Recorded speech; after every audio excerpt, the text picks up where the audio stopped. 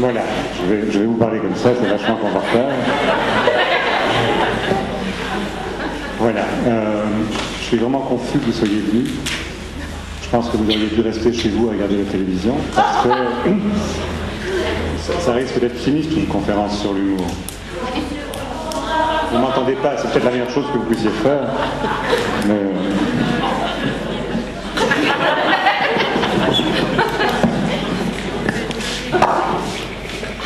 Comme ça, vous m'entendez?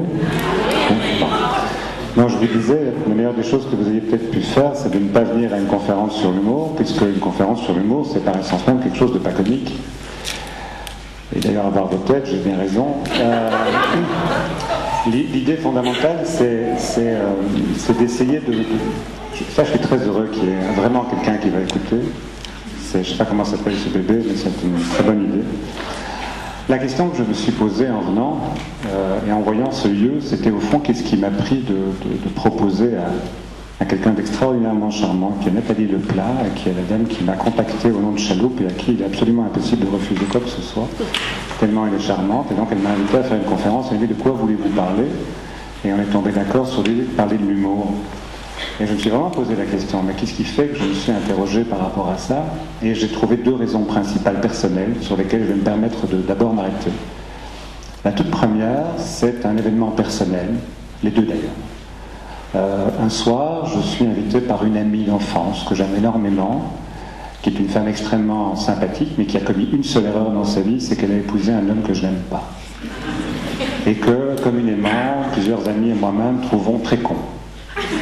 Et peut-être avez-vous dans votre environnement, vous aussi, de ces amis qui ont épousé quelqu'un avec lequel il n'est pas toujours facile de cohabiter, mais comme vous aimez bien un des morceaux du couple, vous le fréquentez quand même de temps en temps. Et un soir, on était à table, elle, son mari, donc le monsieur en question, moi, d'autres amis et nos enfants. Et à l'époque, mes enfants, les leurs, avaient 5-6 ans. Et à un moment, vous savez, les mystères de l'éducation des enfants, c'est quelque chose de très profond. Un jour, à un moment, un des enfants de cet ami vient et dit « Papa, dis-moi un peu, les jambons, ça vient de où ?» Pourquoi à ce moment-là? Bon. Et nous sommes autour de la table, on a mangé, on a donc un peu bu, on a donc une vigilance modeste. Et il dit « Ça vient de grotte ». Et là, il y a un moment de sidération autour de la table. Ça confirme le diagnostic, il est vraiment con. Et on ne va pas plus loin, et il explique, il dit, bah, tu vois, il y a des grottes à jambon. Et il y a des mineurs qui, avec des piolets, arrachent les jambons. Et puis ils sortent sur des wagonnets. On ne sait pas où il est parti. On le regarde avec un désespoir profond, on ne fait rien. Et c'est là mon regret, c'est la raison pour laquelle je suis là ce soir. J'ai rien fait, je me le reproche énormément, parce que donc le gamin, il avait posé une question tout à fait importante, d'où viennent les jambons, c'est crucial. Et il avait une réponse totalement inadéquate, et nous, sous des prétextes divers, notamment la lâcheté, on n'a rien fait. Et puis il est parti. Il est allé à l'école quelques jours plus tard, et dans le mois qui a suivi, il est rentré chez lui, assez désespéré. Il a regardé son père et il lui a dit « connard ».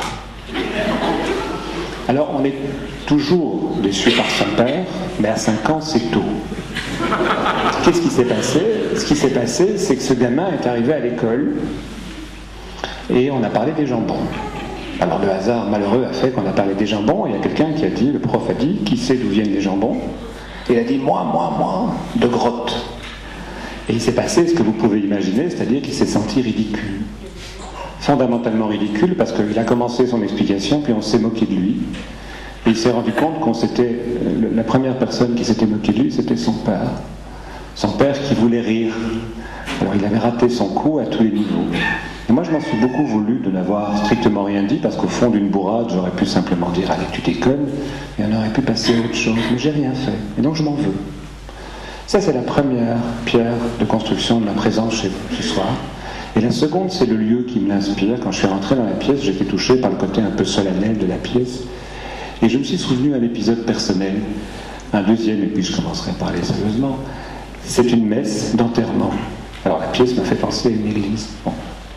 Et c'est une amie très triste qui enterre son père.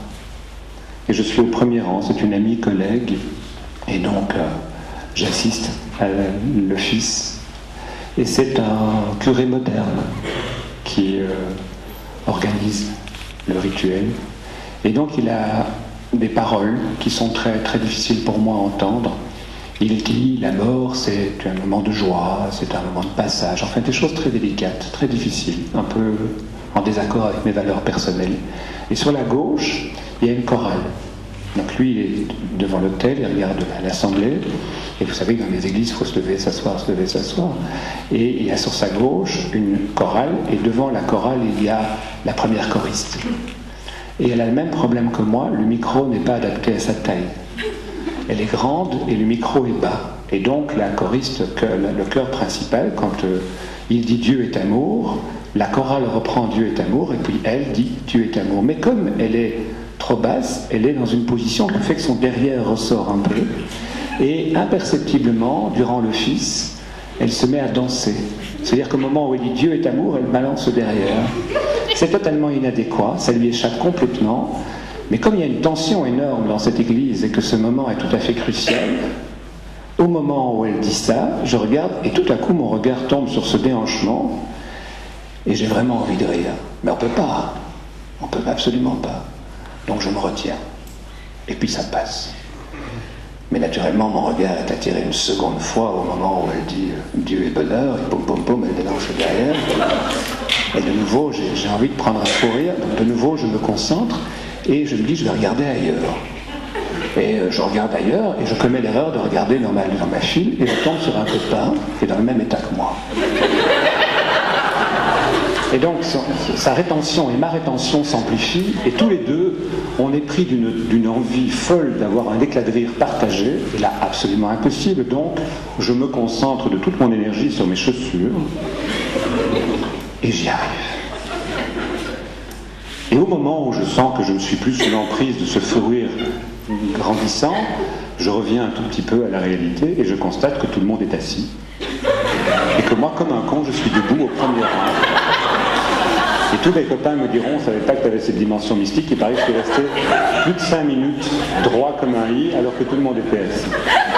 Qu'est-ce qui s'est passé à cet endroit? C'est-à-dire, qu'est-ce qui s'est passé? Cette interdiction de rire, cette impossibilité de rire, et surtout cette puissance extraordinaire que vous connaissez peut-être, qu'est le fou rire partagé, ce moment d'intense relation. Et ces deux moments paradigmatiques, la moquerie n'est pas le rire, et le rire est un élément de groupe, sont ceux que je vous propose comme éléments de paradigme de départ sur ce que j'ai envie de vous dire. En fait, pour vous parler de l'humour dans la relation parent-enfant, il faut d'abord que je vous parle de la relation parent-enfant. En fait, on peut se poser la question de savoir à quoi ça sert d'avoir une famille. Une famille, c'est un lieu qui a la capacité de transmettre la capacité de transmettre. Une famille, ça sert à transmettre la capacité de transmettre. Vous savez qu'un enfant qui naît, au moment où il sort du ventre de sa mère, n'est pas encore un enfant. Il naît, la naissance est là. Mais l'acte de devenir un être humain est un acte beaucoup plus compliqué, qui va prendre énormément de temps. Et justement, il y a peu de temps, j'assistais à une situation dans une supervision d'équipe. Je supervise dans le sud, ailleurs, une équipe où il y a un chef éducateur tout à fait impressionnant qui a des cheveux noirs et dont la pointe est blonde. Et je pensais que c'était un caprice capillaire. Mais en fait, c'est pas du tout un travail de coiffeur, c'est naturel. Bon. Et puis, il a engagé dans son équipe, il y a 6 mois, un jeune éducateur. Et ce jeune éducateur est marié à une femme enceinte qui, quelque temps plus tard, accouche. Et toute l'équipe va à la maternité féliciter le collègue, féliciter la mère et accueillir le bébé. Et au moment où ils rentrent dans la salle, dans la pièce ou dans la chambre, et qu'ils regardent le bébé, ils font « Oh, oh, oh, oh, oh, comment s'est passé l'accouchement ?» Pas un mot sur le bébé, parce que le bébé, il a des cheveux noirs avec la pointe blonde. Et donc, ils sont très, très embarrassés. Pourquoi? Parce que quand un enfant vient au monde, la toute première chose qu'on fait avec cet enfant, c'est tenir à son propos un discours qui dit qu'il est semblable. On va dire qu'il est comme son père, comme sa mère, comme son grand-père, comme son grand frère. On va l'inscrire dans un discours qui est un des discours de ressemblance, du fait d'être du même. Et donc un discours qui parlera d'appartenance. La première chose qu'on fait avec un être humain, c'est l'inscrire dans le discours du même. C'est-à-dire qu'on va lui proposer un discours qui va lui dire « tu ressembles à ceux qui sont tes parents ». On va l'inscrire dans un discours de ressemblance. Mais On va aussi faire le contraire avec un enfant. On va lui dire tu ressembles à tes parents, tu ressembles à tes pères, tu es comme eux, et en même temps, on va différencier l'enfant. On va l'inscrire dans la différence. On va l'inscrire dans le particulier. On va l'inscrire dans l'unique. Et donc, si vous acceptez ce paradigme, vous remarquerez que la constitution de ce qui va faire l'acte de naissance, qui va faire qu'un enfant va devenir un enfant, va devenir un être humain, c'est un discours très complexe qui est tenu à son propos. C'est un discours qui dit tu ressembles à ceux desquels tu es issu, tout en étant différent d'eux. Donc tu es comme tout le monde, comme personne. C'est un discours extrêmement complexe et difficile qui est tenu à l'égard de tout enfant qui vient au monde. L'acte de naissance d'un individu, c'est de lui dire qu'il ressemble à ses pères tout en étant particulier. C'est de lui dire qu'il est particulier tout en lui disant qu'il est comme. Et donc, c'est cette torsion particulière entre l'idée d'être semblable et différent qui va permettre à l'enfant d'accéder à une capacité de penser et une capacité de se penser. Parce qu'au fond, si vous acceptez ce chemin, vous remarquerez que quelque part, l'acte de parentalité va donc être d'inscrire l'enfant qui vient au monde dans une parole qui lui est adressée, une parole qui vient dire à cet enfant voilà, toi tu es issu de notre groupe, tu as l'histoire de notre groupe, tu ressembles au partenaire de ce groupe et en même temps, tu es un élément nouveau, tu es un élément différent.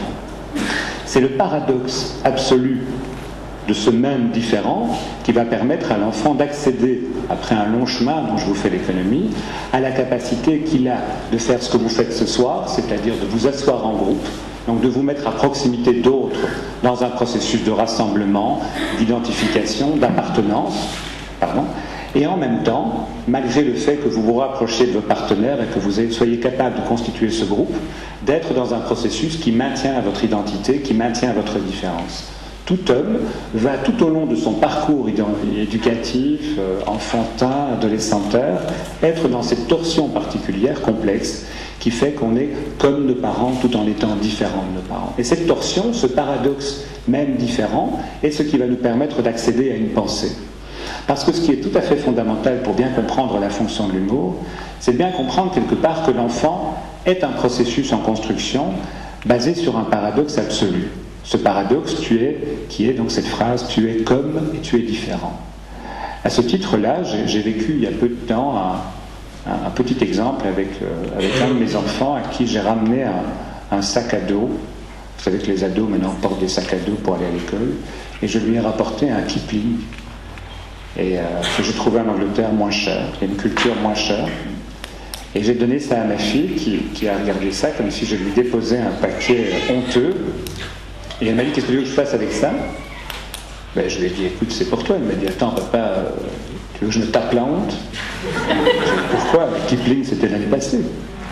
Aujourd'hui c'est Eastpak. Oui. Qu'est-ce qu'elle dit mon ado? Elle dit si je veux être quelqu'un, je dois suivre un protocole de ressemblance. Je dois adopter des vêtements qui sont ceux de mon groupe d'appartenance, et alors je serai quelqu'un.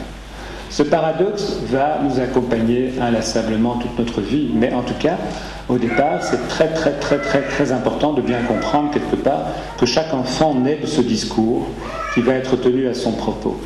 C'est dans ce paradoxe même différent que va se construire ce qui va être notre identité, notre histoire, notre appartenance, le groupe duquel on est issu. On va nous raconter une histoire qui nous dit d'où on vient, qui on est, et à partir du moment où on a cette histoire, on peut être quelqu'un.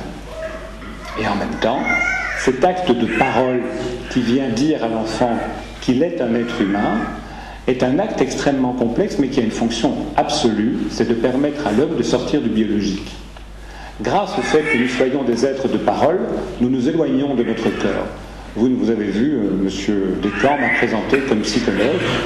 Il ne m'a pas présenté comme ayant 2 poumons, un foie et des viscères.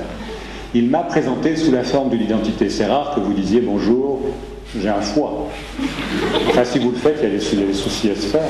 L'idée fondamentale, c'est que nous essayons à tout prix de nous éloigner constamment du biologique. De toutes les manières, nous essayons de nous extraire de cette corporalité, et l'acte de narration, le fait que nous soyons un être de parole, et que nous puissions dire cette phrase aussi élémentaire « j'ai un cœur », mais à partir du moment où je peux dire « j'ai un cœur », ça veut dire que je suis déjà un petit peu plus loin de mon corps que si vraiment j'étais soumis aux aléas du biologique. La capacité d'être éloigné du corps, c'est cet acte de parole que l'homme a à son propos, le fait que nous soyons des êtres de narration. Si vous acceptez cette hypothèse, vous comprendrez bien que chaque culture invente sa narration, chaque famille invente sa narration, et nous sommes donc des êtres fondamentalement liés à un contexte particulier. C'est une évidence, c'est une banalité, mais néanmoins c'est important. Et je l'ai vécu d'une manière extrêmement importante, et je vais donc me permettre une autre petite anecdote, et puis j'en aurai fini avec les anecdotes. Après je vous raconterai des blagues.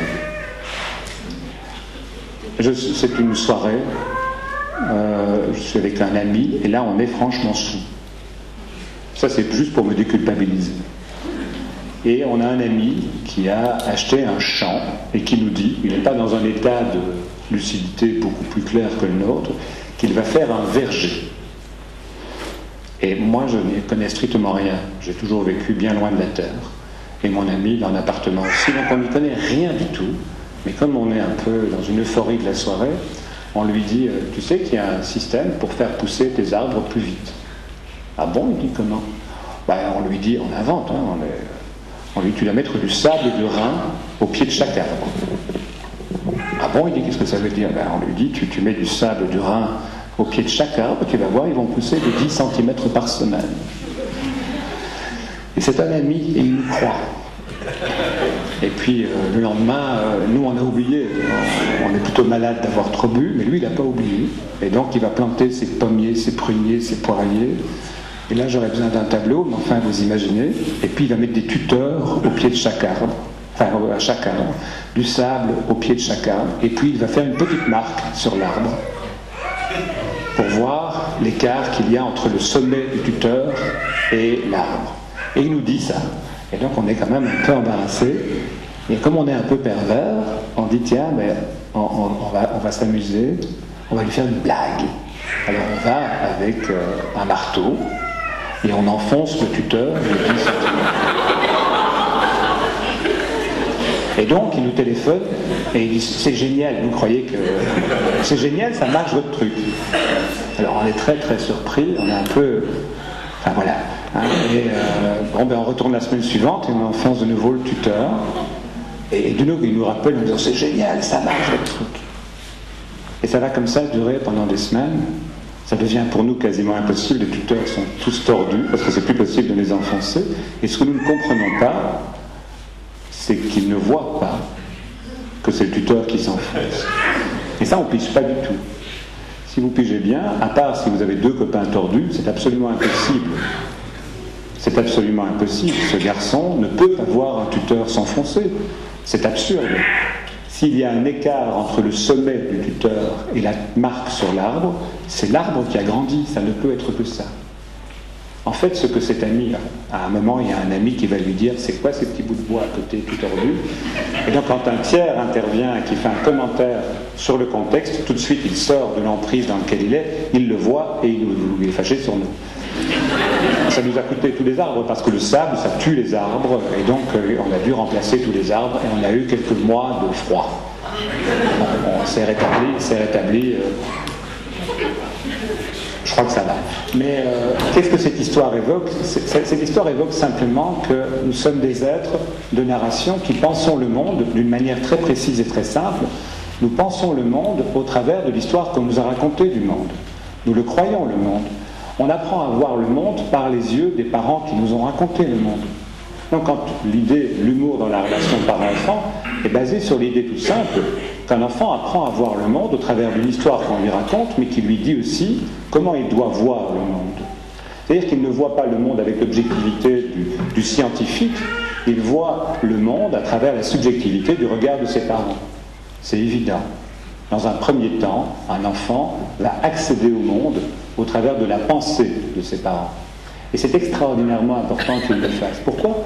Parce qu'un enfant apprend à percevoir un ensemble de choses extérieures ou intérieures à lui dans une très très très grande inquiétude. Un enfant n'est pas un être qui pense avec certitude à ses perceptions. Il a fondamentalement besoin d'être consolidé dans sa perception du monde. L'enfant est en doute, l'enfant est en question, l'enfant est en incertitude par rapport au monde. Et donc, pour augmenter la sécurité de sa perception du monde, il va s'attacher à un adulte auquel il va greffer sa perception de manière à voir comme son parent. Et le parent, qu'est-ce qu'il fait? Il va constamment faire des commentaires à l'enfant sur le mode d'emploi de son cœur qui va donner à l'enfant le sentiment que cet adulte le connaît. On peut prendre deux exemples absolument banals. Absolument banals. Si vous êtes le parent d'un enfant qui se réveille la nuit parce qu'il fait un cauchemar, n'importe quel banal parent va rentrer dans la chambre de son enfant, va apaiser son enfant, va lui dire « Ne t'inquiète pas, tu fais un cauchemar, tu as regardé un film effrayant aujourd'hui à la télévision, et c'est normal, tu fais un cauchemar. » C'est un acte d'une banalité absolue. Et quand vous faites ça, sur le plan de la ressemblance et de la différence, ce que vous dites à votre enfant, c'est ton cœur, ce qui se passe à l'intérieur de toi, moi je le sais. Et je sais ce qui se passe, il se passe telle chose, je t'explique, donc moi je sais. Donc l'enfant reçoit comme message ce qui se passe à l'intérieur de moi, mon parent le sait. Et en même temps, il me raconte que je suis un petit homme comme tous les petits hommes qui sont effrayés lorsqu'ils voient des images terrifiantes et font des cauchemars. Donc on me banalise par l'appartenance. Vous savez très très bien qu'un enfant peut passer une journée à jouer avec ses copains, puis se fatiguer énormément, et puis rentrer chez lui le soir, se cogner, se faire très légèrement mal, mais tout à coup se mettre à pleurer avec beaucoup de force, et n'importe quel parent banal va dire « c'est normal, c'est absolument banal, ce que tu es en train de vivre, c'est que tu es fatigué ». Donc on va inscrire le corps de cet enfant dans un discours qui dit à cet enfant qu'il a un corps comme tous les enfants de son âge et qu'il ressemble dès lors à tous ceux desquels il est issu. Ce qui est donc très très important, c'est qu'un enfant grandit dans un discours qui est tenu à son propos, qui lui dit qu'il est comme. Et ça, je pense que vous ne devez pas l'oublier, parce que je pense qu'on a assez dit maintenant. Alors, ce qui est important par rapport à ça, c'est que on peut se poser la question de savoir pourquoi les hommes accordent tellement d'importance à faire cela. Pour une raison relativement simple, et c'est là que je vous pense que vous avez mieux fait de rester chez vous, c'est que si on parle d'humour, on est obligé de parler de mort. Vous savez que je suis très touché parce que j'ai revu un médecin avec qui j'ai travaillé à l'hôpital Saint-Pierre en médecine infectieuse avec des patients siléens où la mort était quand même très très présente.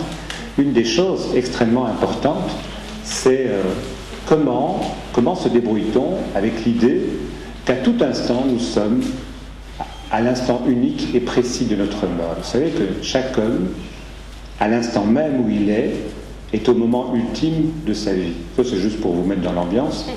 L'idée fondamentale, c'est que nous nous promenons tous avec une stratégie extrêmement complexe qui consiste à nous éloigner le plus possible de la mort. Et pour ce faire, les hommes ont inventé une chose tout à fait extraordinaire, le temps. Le temps est une façon absolue. L'acte éducatif qui consiste à inscrire un individu dans une histoire, c'est l'inscrire dans le temps. Nous sommes des êtres de temps. Vous savez très bien que nous avons tous une organisation, je ne veux pas vous en faire trop long là-dessus, mais nous sommes des êtres temporels, des êtres de temporalité. Quand on nous raconte une histoire et qu'on nous dit qu'on a des gens qui nous précèdent, qu'on a une histoire, qu'on a un futur, ce que l'on fait, c'est que l'on s'arrange pour nous faire croire que l'homme a une durée. C'est extraordinairement important, cette capacité que l'homme a de s'extraire de l'instantanéité de sa vie et de produire quelque chose de très complexe sur lequel je ne vais pas m'étendre, qui est le temps qui passe. Au fond, quand les parents que nous avons nous racontent une histoire, ce qu'ils font, c'est qu'ils nous inscrivent dans le temps. En nous inscrivant dans le temps, ils nous confèrent une histoire, ils épaississent l'instant, et en faisant ça, ils nous font rentrer dans une métaphore absolument extraordinaire, la durée. Nous avons une durée. Donc nous savons que nous allons mourir, mais plus tard. Cette mort est là, mais plus tard. On n'y est pas de manière constante et imminente. À toute seconde, on se dit pas « ouais, j'ai vécu une seconde de plus ». Et pour ce faire, quelque part, Madame, oui, elle est d'accord, mais sinon, quelque part, ce qu'on fait, c'est qu'on va épaissir le temps, on va lui donner de la texture, on va inventer toute une série de phénomènes qui peuvent tourner autour de la durée. Et c'est là que l'humour va prendre toute son importance. Je parle jusqu'à quelle heure?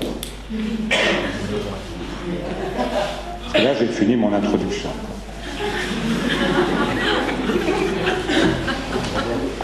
L'idée fondamentale, c'est que arriver à produire du temps, c'est arriver à produire toute une série de procédures. Ce sont les rituels de passage. C'est la capacité que nous avons de fonctionner selon des calendriers. Aujourd'hui, vous avez reçu une information, la conférence a lieu à 8h, soyez là à 8h15. C'est une information temporelle. vous êtes organisé dans le temps. Le temps devient une texture. Vous savez qu'un des rituels les plus importants, c'est les anniversaires. C'est un des derniers rituels qui existent dans notre société. On peut quand même très fortement s'inquiéter de savoir à quoi il sert, puisque chaque fois qu'on vous fête votre anniversaire, c'est pour vous dire quelque part que vous avez vieilli d'un an, donc ça vous donne plus de durée. C'est quand même bon. Je ne vais pas m'étendre très fort là-dessus. Mais l'idée fondamentale, hein, vous savez que le temps est par essence même irrationnel. Il y a un proverbe chinois. Tout à l'heure, j'ai entendu un proverbe chinois qui dit qu'une nuit d'amour peut paraître bien courte, comparée à l'instant où on a le doigt coincé dans une portière de voiture et qui peut paraître une éternité. Chaque famille, chaque groupe humain va inventer sa perception du temps. Si vous allez dans un home de personnes âgées, ou si vous allez dans une école gardienne, si vous allez dans une équipe psychosociale et vous allez dans une prison, le temps qui passe, l'impression du temps qui passe est très différente. Chaque groupe humain invente son échelle particulière, sa texture du temps. Si vous êtes dans un service qui travaille dans l'urgence, vous n'avez pas une même temporalité, une même sensation de temps qui passe que si vous allez, je ne sais pas moi, dans une prison. Vous avez déjà remarqué que les soirées que vous passez avec des gens que vous aimez bien sont courtes, alors que les soirées que vous passez auprès de personnes ennuyeuses sont très longues. C'est pour ça que je me permettais de m'inquiéter de savoir combien de temps je passe. Quand vous donnez une conférence, vous savez que c'est un rituel extrêmement important de percevoir les premiers bâillements. Toujours un moment important, ça signifie que vous commencez à être un peu long. Mais ça va encore. Ce qui est plus inquiétant, c'est quand la personne bâille et discrètement essaye de regarder sa montre. Là, c'est que vous êtes en train de les perdre. Quand ils regardent leur montre, qu'ils la secouent, et qu'ils regardent la montre du voisin, vous les avez perdus. C'est foutu. L'idée, c'est que chaque groupe humain invente le temps qui passe. Mais le temps a un sens. Le temps va dans une direction. Et c'est là que l'humour va nous intéresser d'une manière absolue. Donc si j'essaie de résumer mon introduction, pour vous parler d'humour, je dois vous parler de la capacité qu'un être a d'accéder à la capacité qu'il a de se penser au travers d'un discours qui lui est tenu, un discours qu'il inscrit dans le temps, au travers d'un double mouvement, d'une torsion paradoxale. Il est comme tout le monde, comme personne. Ce temps est une métaphore qui nous permet de nous extraire du biologique, d'entrer dans le social et de nous donner donc une impression de durée en nous installant dans cette impression que le monde a un sens.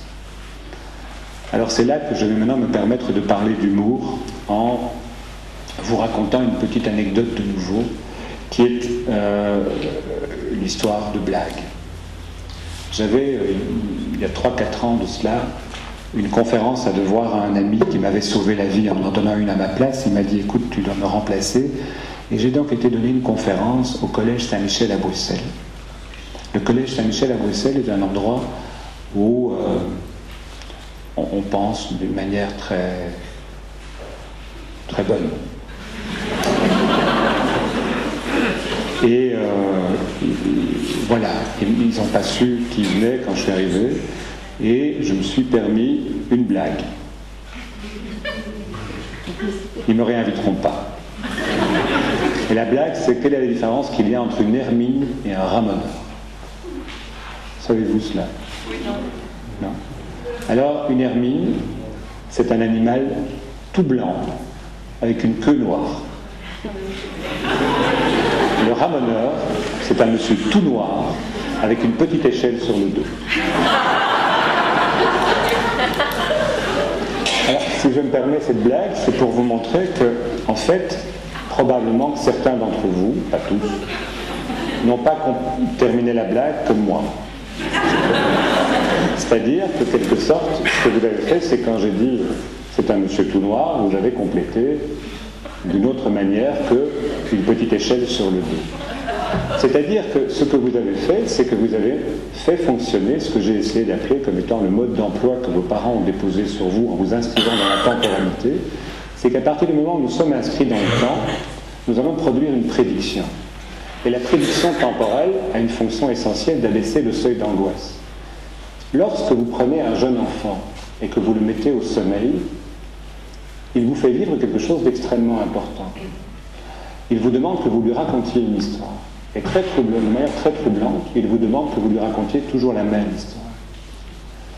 Et on peut se poser la question, parce que c'est assez ennuyeux, vous devez tous les soirs lui raconter la même histoire.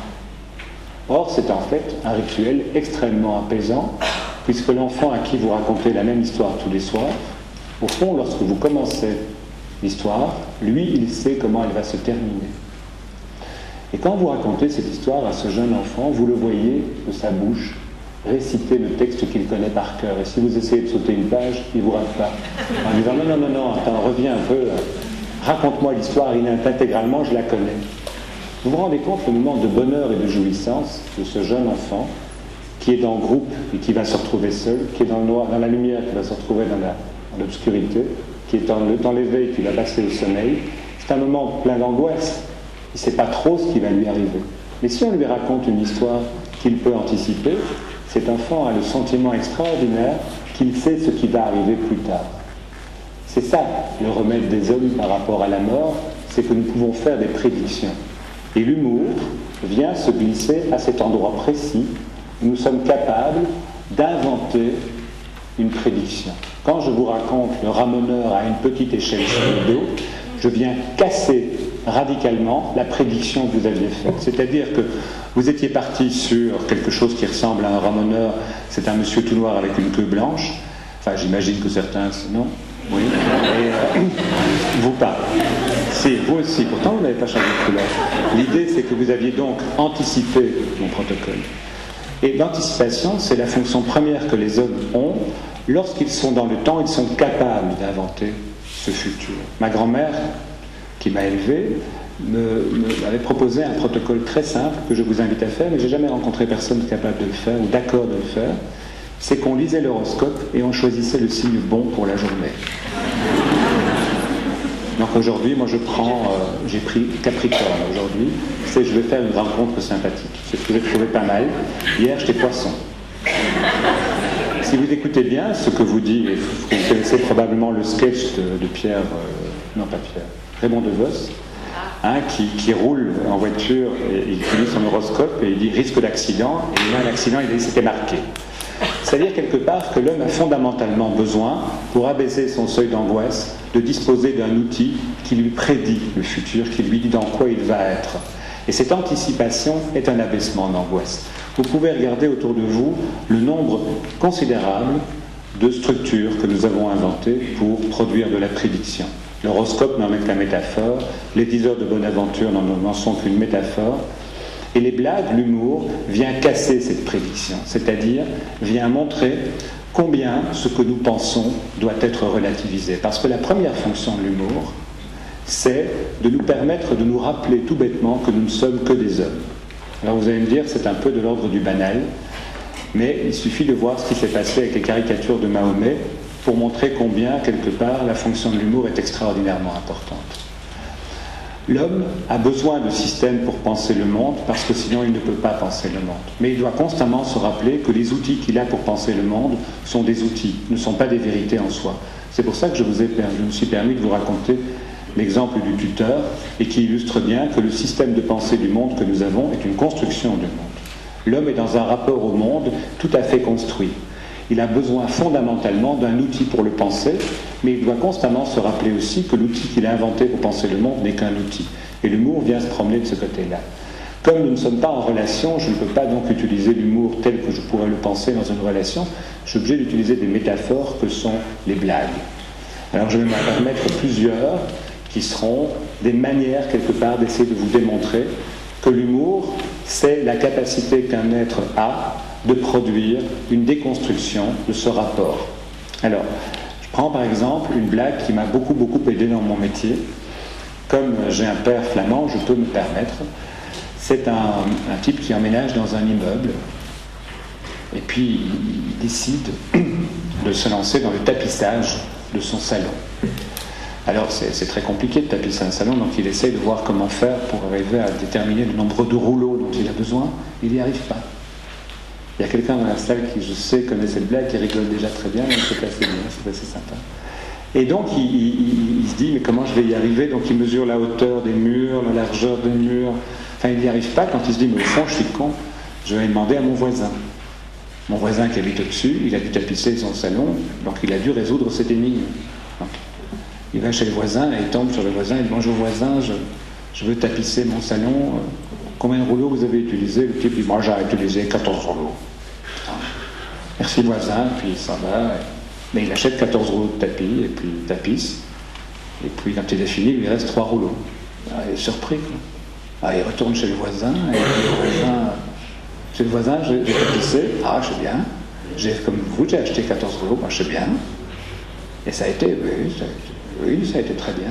Mais j'ai un petit souci quand même. Ah oui, lequel? Ben, j'ai 3 rouleaux de trop. Allez, vous aussi.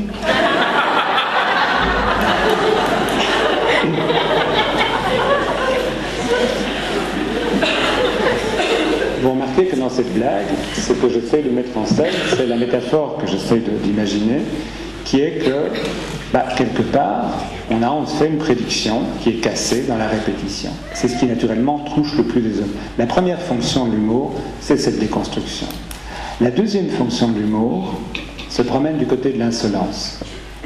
L'insolence, comme vous le savez, c'est un mot qui est synonyme, qui est de la même famille qu'insolite ou qu'insulte, et ça vient de solaire, insolere. Solaire en latin, ça veut dire prédire. Ça veut dire produire de l'habitude. Donc, insolence, c'est sortir de l'habitude. L'insolence, c'est choquer, c'est produire du neuf, produire de l'altérité, produire de l'imprévu. Donc, c'est se promener d'une autre manière du côté de la, de la prédiction, c'est de déconstruire par la production d'imprévu. C'est de casser les phénomènes de durée et de répétition. Alors, j'ai noté comment vous la racontez, cette blague, mais je ne me souviens plus maintenant. Je ne sais plus du tout, c'est dommage. Ça va revenir. La troisième fonction de l'humour, c'est de rendre pensable l'impensable. Donc la première des fonctions, c'est de sortir de la prédiction. La deuxième des fonctions, c'est de sortir de la durée. Et la troisième fonction, c'est de rendre pensable l'impensable. L'exemple le plus classique, naturellement, dans notre culture, c'est l'affaire Julie et Mélissa, où naturellement on est confronté à un moment de notre histoire sociale particulièrement terrifiant. Un homme a tué, violé, détruit, déchiré, massacré des jeunes filles. Or, quelques semaines après qu'on ait découvert les corps de Julie et Mélissa, je ne vous les ferai pas parce qu'elles sont difficiles, mais toute une série de blagues ont commencé à circuler. En ce moment, je ne sais pas si vous avez vu sur Internet,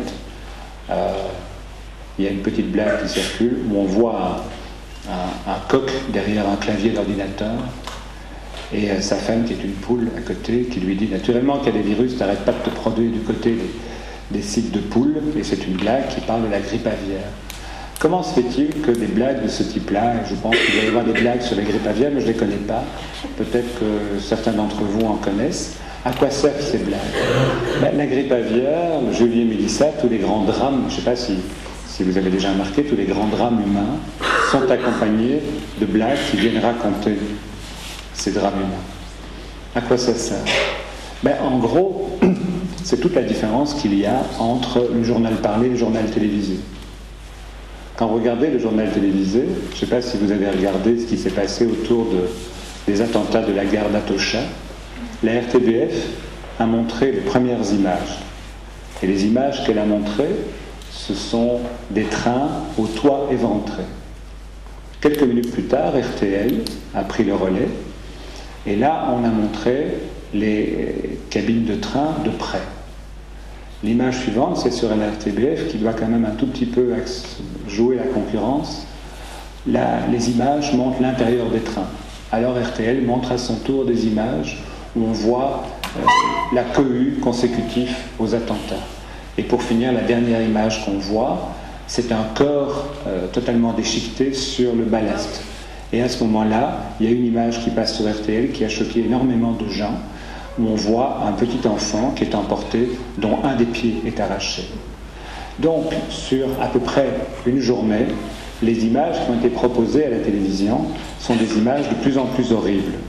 Et les gens sont confrontés, vous pourrez me dire qu'ils peuvent ne pas regarder, mais on est confronté à des images de plus en plus insupportables, de plus en plus terrifiantes. La question, bien sûr, c'est comment allons-nous faire rentrer ces images à l'intérieur de nous? Comment allons-nous pouvoir les élaborer? Comment allons-nous pouvoir les mettre dans notre tête et les faire vivre? Quand vous regardez un journal parlé à la télévision, les images, ce n'est pas vous qui les produisez. Ce sont des images qu'on vous propose et qu'on vous jette en pleine tête. Il y a un côté intrusif. L'image rentre à l'intérieur de nous et elle va commencer à devoir se débrouiller à l'intérieur de nous pour trouver sa place. Par contre, si je vous raconte une histoire, les images que vous allez utiliser pour colorer l'histoire que je vous raconte, ce sont les images qui sont déjà dans votre tête. Ce sont les images à vous. Si je vous raconte une histoire, vous allez historiciser cette histoire, vous allez la mettre en image en utilisant le patrimoine imaginaire qui est le vôtre. Vous allez utiliser vos propres images. Et l'humour, une des fonctions de l'humour, est de venir de se promener de ce côté-là et de rendre l'impensable pensable. Ces trois fonctions fondamentales de l'humour sont extraordinairement importantes à bien comprendre. 1, rendre pensable l'impensable. 2, c'est l'insolence, produire quelque chose de neuf. Et 3, c'est déconstruire la réalité. Alors, je voudrais reprendre simplement des petits exemples sous forme de blagues. Je rentre de Mauritanie et je vois que les gens qui vont ici vont au Niger. Et en Mauritanie, il y a une blague qu'on raconte. C'est un gars qui s'amène chez un fabricant de faux passeports et il lui dit tu peux me faire un passeport? Il dit oui, bien sûr. Il dit, ouais. Comment je fais? Il dit, tu m'amènes une photo et tu choisis un nom. Ah bon, ouais. Je peux prendre le nom que je veux? Il dit oui, oui. Comment tu veux t'appeler? Leonardo DiCaprio. Ah bon, il fait un passeport, et puis le passeport avec une gueule de black, et puis Leonardo DiCaprio, puis il arrive à Marseille. Et là, il y a le douanier qui prend là, le passeport, qui regarde le type, qui regarde le passeport, qui regarde le type, puis qui dit, dis Marcel, ouais, le Titanic, ouais, il a brûlé ou il a coulé? Blague qui est racontée aujourd'hui en Mauritanie, où il y a une épidémie de choléra, il y a un exode rural absolument infernal, et où ce qui est le plus terrifiant, c'est qu'on n'est pas sûr d'avoir à manger tous les jours. Et donc c'est un Mauritanien qui me raconte cette blague. Qu'est-ce qu'il fait en faisant ça? Il me raconte quelque chose qui est une métaphore du côté de l'impensable. C'est-à-dire, quelque part, sa situation d'être un black, à ce titre-là, de devoir rester dans un pays qui crève de faim, et de ne pas trouver une solution pour rentrer. Mais en même temps, on en rigole. C'est-à-dire, quelque part, cette image, on peut plus la laisser rentrer à l'intérieur de nous. Seulement, quelque part, si vous acceptez tout ça, vous avez la fonction de l'humour. Maintenant, comment est-ce qu'on peut essayer de mettre cet humour et les parents ensemble? Et c'est là, naturellement, que toute la difficulté est. C'est tout à fait important. C'est tout à fait important de rire. C'est tout à fait important d'utiliser l'humour. C'est tout à fait important. Et ce matin, quand j'étais à la radio et que les auditeurs réagissaient, tous disaient « Oh oui, c'est fondamental d'avoir de l'humour, c'est fondamental d'avoir de l'humour. » Ok, mais il faut faire vachement attention, parce que l'humour, c'est un outil extraordinairement dangereux et difficile. Peut-être que vous connaissez cette blague, d'ailleurs, celle de Johnny avec son fils David. C'est David et Johnny qui sont sur la plage à Saint-Tropez. Et à un moment, il y a David qui dit à son père, « T'as vu, papa? Des bateaux. » Et Johnny qui dit, « Ah, que c'est pas des bateaux, c'est des yachts. » « Oh, c'est des yachts, papa. Ouais, c'est des yachts. » Ah, dit David. Et t'écris ça comment, yacht? Johnny qui dit, « Ah, que t'as raison, c'est des bateaux. »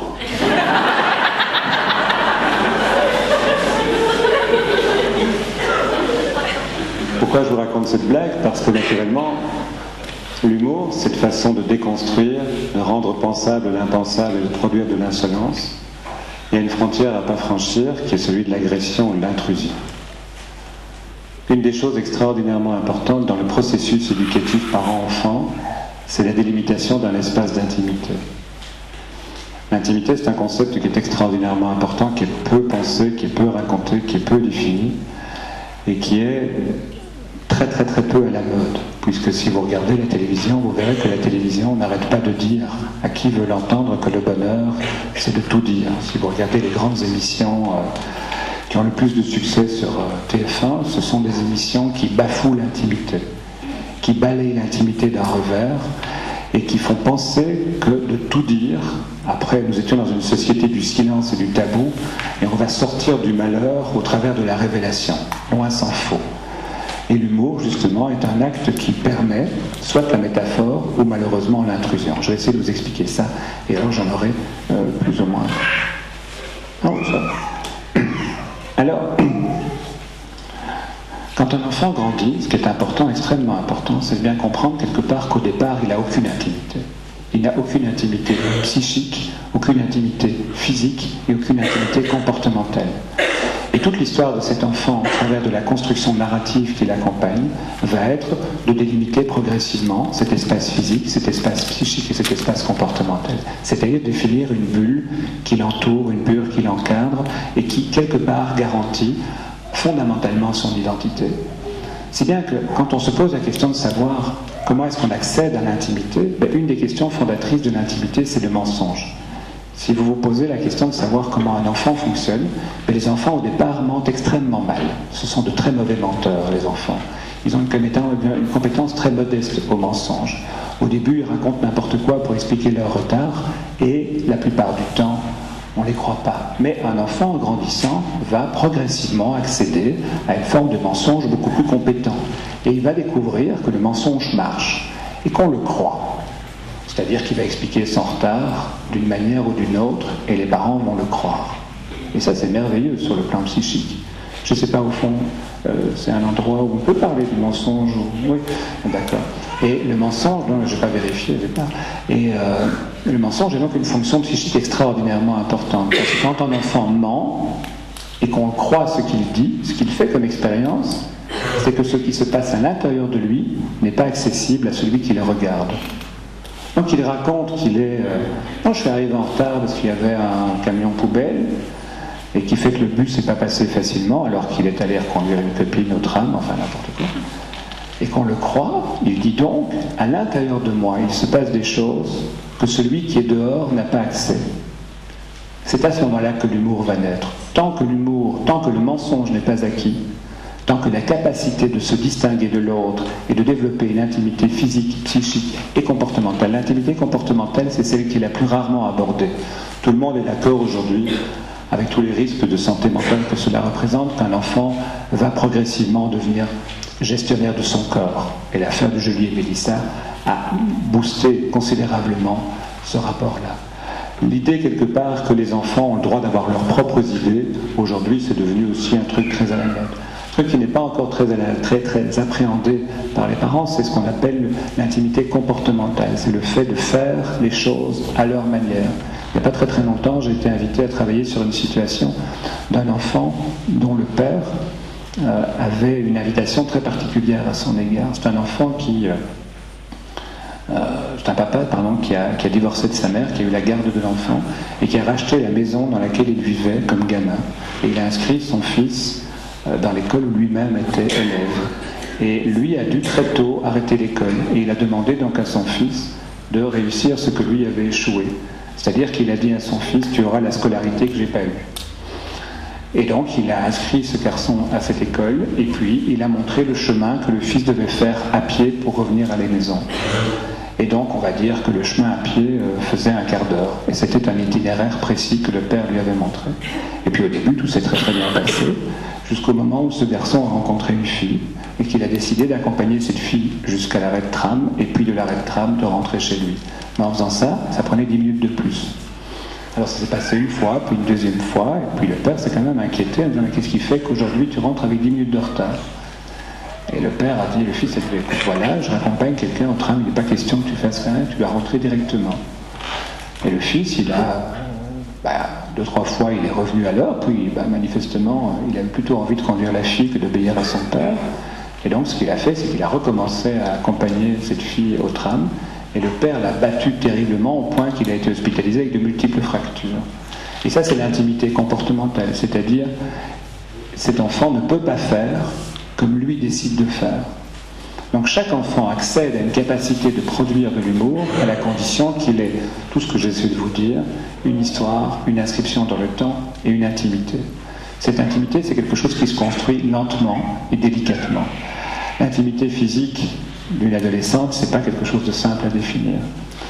Alors, l'humour va être un outil tout à fait intéressant pour peu qu'il parle de relations, mais qu'il ne parle pas de l'individu. Ce qui est extraordinairement important de comprendre, c'est que dans le protocole éducatif, ce que l'on raconte à nos enfants et ce que nos enfants nous racontent doit être l'objet d'une déconstruction, d'une pensée et d'une insolence. C'est-à-dire que les enfants et les parents vont se promener tout le long de l'humour sur le plan relationnel. Et à cet endroit-là, cet humour a cette fonction fondamentale que de permettre à l'enfant d'apprendre que ce qu'on lui raconte, c'est vrai, mais ça pourrait aussi être autre chose. Donc il y a un phénomène de déconstruction, il y a un phénomène qui permet à cette relation de banaliser la transmission. Là où ça devient extraordinairement dangereux et extrêmement compliqué, c'est lorsque cet humour vient agresser l'enfant, et c'est là que souvent il y a un dérapage, et qu'on passe de l'humour à la moquerie. Alors, il n'y a pas très très longtemps, j'ai reçu en thérapie une jeune fille qui vient avec sa mère, et qui vient avec une plainte tout à fait étonnante. Elle vient avec une plainte tout à fait étonnante, elle ment mal. C'est-à-dire qu'elle dit à sa mère un certain nombre de choses sur ce qu'elle fait, qui ne sont jamais ce qu'elle fait, et elle se fait systématiquement prendre. C'est une situation tout à fait étonnante. C'est une situation tout à fait étonnante. C'est une maman très belle, très séduisante, de 45 ans, qui a fait de brillantes études universitaires. Elle a un diplôme en égyptologie. Elle travaille comme secrétaire dans une grosse boîte. Très étonnant qu'elle ne travaille pas dans son secteur. Elle est l'ex-femme d'un homme extrêmement brillant et elle vit avec sa fille.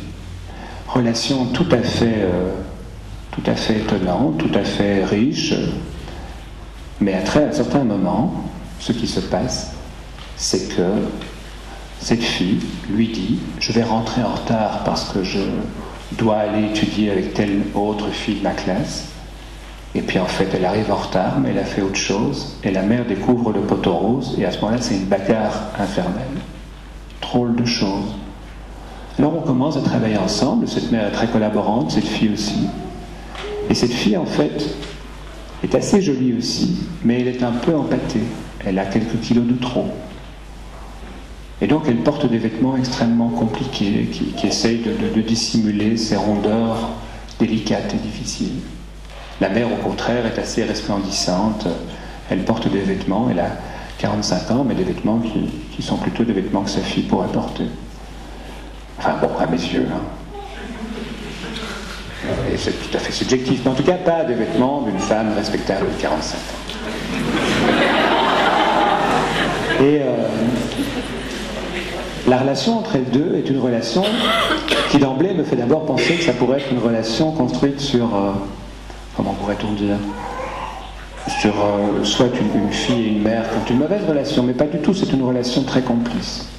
C'est une relation extrêmement complice.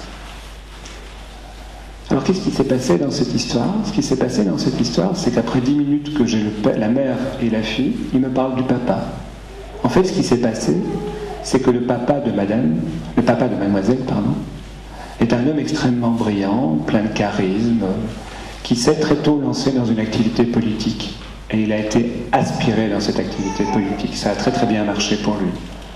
Le couple qu'il a fait avec madame est un couple plein d'amour. Mais madame lui a dit, écoute mon vieux, moi je veux une relation d'amour, je ne veux pas vivre une relation avec un homme politique. Vivre une relation avec un homme politique, c'est te voir un quart d'heure par mois, moi ça ne me va pas. Et le type, manifestement, il n'a pas fait demi-tour, il est resté dans son activité politique, et lorsque leur fille avait 3-4 ans, qu'est-ce qui s'est passé? C'est que madame est partie, et comme monsieur a une activité politique, il est parti avec sa fille. Et elle a développé avec sa fille une relation tout à fait bonne. Monsieur n'a, comme on dit en français, jamais refait sa vie. Il est resté un homme politique. La seule chose qu'il a fait, c'est qu'il a pris 30 kilos. Donc il a remplacé sa femme par 30 kilos. Madame, au contraire, est restée extrêmement active. Elle fait 120 abdominaux par jour, c'est-à-dire à peu près l'équivalent de moi en une année, par jour. Elle a gardé, elle, une séduction, une sexualité extrêmement présente. Elle est extrêmement dans la séduction, c'est ça que je veux dire. Et puis sa fille, elle a grandi avec elle, et tous les week-ends, elle va chez papa. Et puis cette fille a commencé elle-même à devenir une femme, une jeune femme. Elle a commencé à rentrer dans une certaine forme de corporalité féminine. Sa poitrine a poussé, son bassin s'est développé. Et la relation entre cette fille et cette mère a commencé à se complexifier. Elle est très jolie, cette jeune fille, elle a commencé à avoir du succès auprès des garçons. Et malheureusement, elle n'a pas osé rentrer dans une relation avec un garçon. Non. Peu de temps après, sa mère est sortie avec un type qui a 25-30 ans, donc qui a 15 ans de moins qu'elle. Et une relation qui a manifestement été torride. C'est-à-dire, quelque part, que la jeune fille raconte qu'elle a entendu. Je ne sais pas trop quoi, mais j'ai imaginé. Et donc, on est dans un tableau familial où vous avez un papa qui ne s'est jamais remis, qui est dans l'activité politique, qui est devenu un gros bonhomme. Madame, qui a 45 ans, le même âge que monsieur, qui est restée une femme très séduisante, très attentive à son image, et une jeune fille de 12-13 ans, qui est un peu empâtée. Et ce qui me trouble énormément, si vous voulez, c'est que quand je rencontre cette jeune fille et sa mère, c'est que la mère essaye de rire, et la fille, elle est sinistre. La fille a véritablement un visage fermé, froid. On n'est pas là pour rigoler, quoi. La fille, la mère, par contre, elle essaye, elle, de lancer des blagues à gauche et à droite, et chaque fois, la fille dit à sa mère, « Maman, pas devant lui, c'est moi ça, hein, pas devant lui, enfin bon. » Et ce qui est très troublant, c'est que sur une heure d'entretien, pendant 45 minutes, cette fille et cette mère ne parlent que d'un personnage, du papa. Alors je leur dis, on pourrait peut-être inviter ce papa. Ah non, c'est un homme politique, hein, il est très pris. Pour finir, ce papa va venir. Et on va avoir des entretiens à 3 quelquefois. Et on va tomber sur un tableau psychologique que je vais vous faire en résumé. En gros, la fille, vous l'avez pigé, la fille est folle de rage contre sa mère. Cette mère a quitté son mari alors qu'elle l'aimait toujours très fort parce que la vie avec lui était impossible.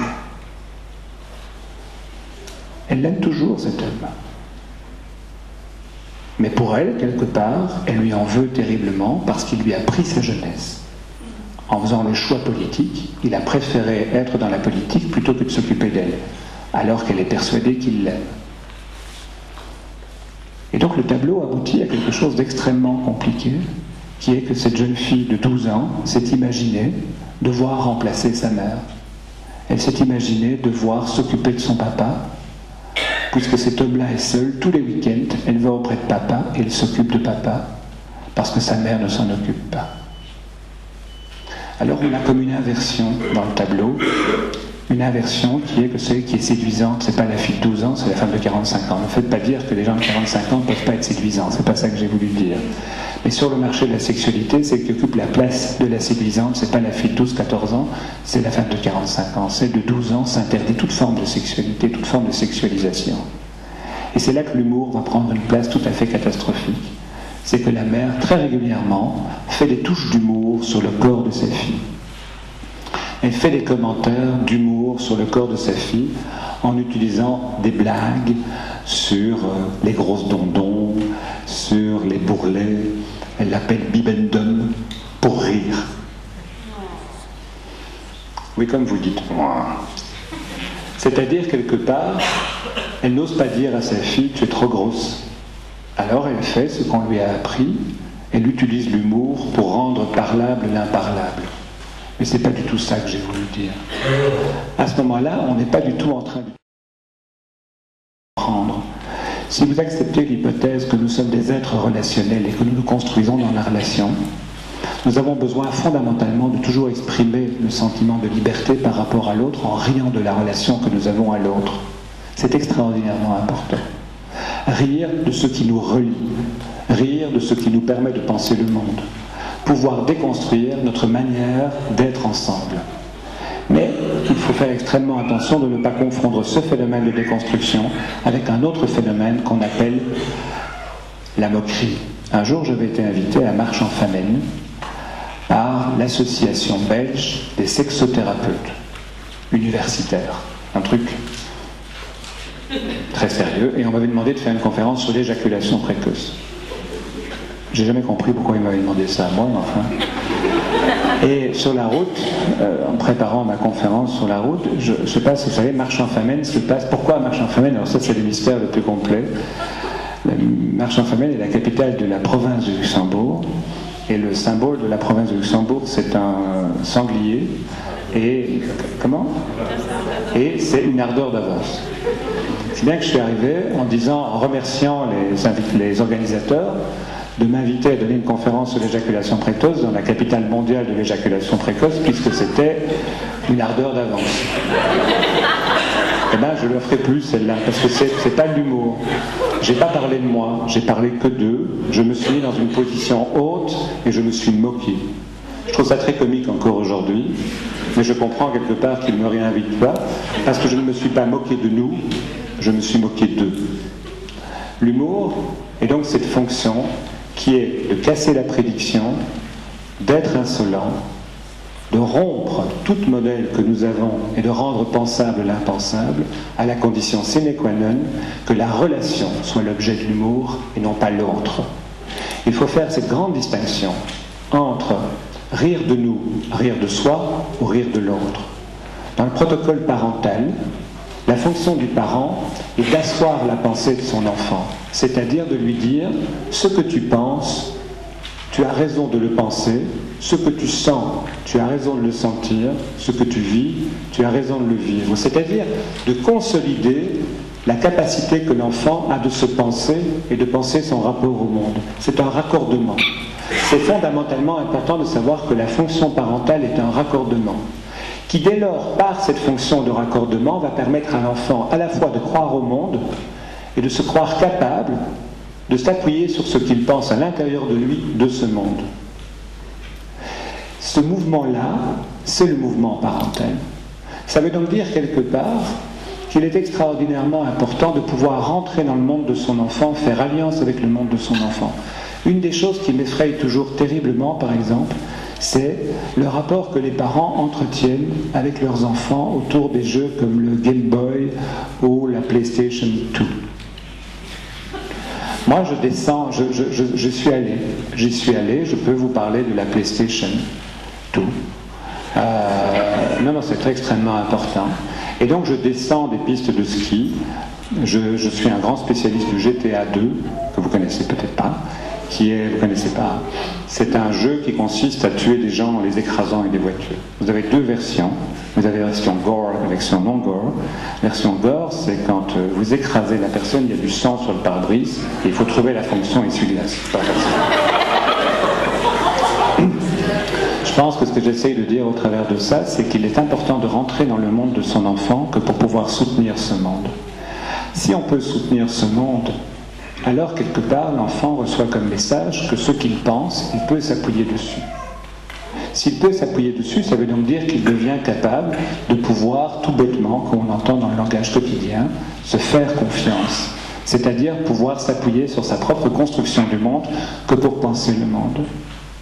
Une fois que ce mouvement-là est fait, alors quelque part, on peut commencer à véritablement rire à deux. Mais tant que ce mouvement-là n'est pas fait, l'humour peut être véritablement une agression. Maintenant, ce qui est extraordinairement important, c'est de le faire circuler, cet humour. C'est-à-dire que les enfants vont naturellement produire un humour à notre égard aussi. Bien évidemment que les enfants vont avoir besoin, d'une manière ou d'une autre, de nous mettre en scène. Vous savez, quelque part, les psys n'ont jamais été très créatifs à ce niveau-là, mais ils ont toujours repris à leur propre chemin ce que les hommes ont toujours inventé. Si vous allez au théâtre et que vous allez voir une pièce de Feydeau, la pièce de Feydeau, c'est toujours à peu près la même chose, c'est un cocu entre sa femme et son amant, enfin l'amant de sa femme. C'est toujours à peu près la même chose avec des portes qui claquent. Et c'est génial, c'est l'autre qui est cocu. C'est pas vous, c'est l'autre. Donc c'est un espace métaphorique, c'est-à-dire que vous voyez quelqu'un cocu qui n'est pas vous. Mais en même temps, ça se promène du côté de quelque part, quelque chose que vous interrogez, c'est la fidélité, l'amour, la solidité du lien. La fonction de la tragédie ou la fonction de la comédie a une fonction métaphorique, c'est-à-dire quelque part, ce sont des histoires qui sont très proches des nôtres, mais qui ne sont pas les nôtres. La seule fonction qu'on peut attribuer à l'amour, c'est dans cet espace-là, c'est de permettre de rendre la relation entre deux personnes pensable au travers d'un déplacement métaphorique. Je continue ou bien je passe la parole à la scène? Non, mais il faut... Encore 10 minutes. Right. Alors, 15. Bon, 16.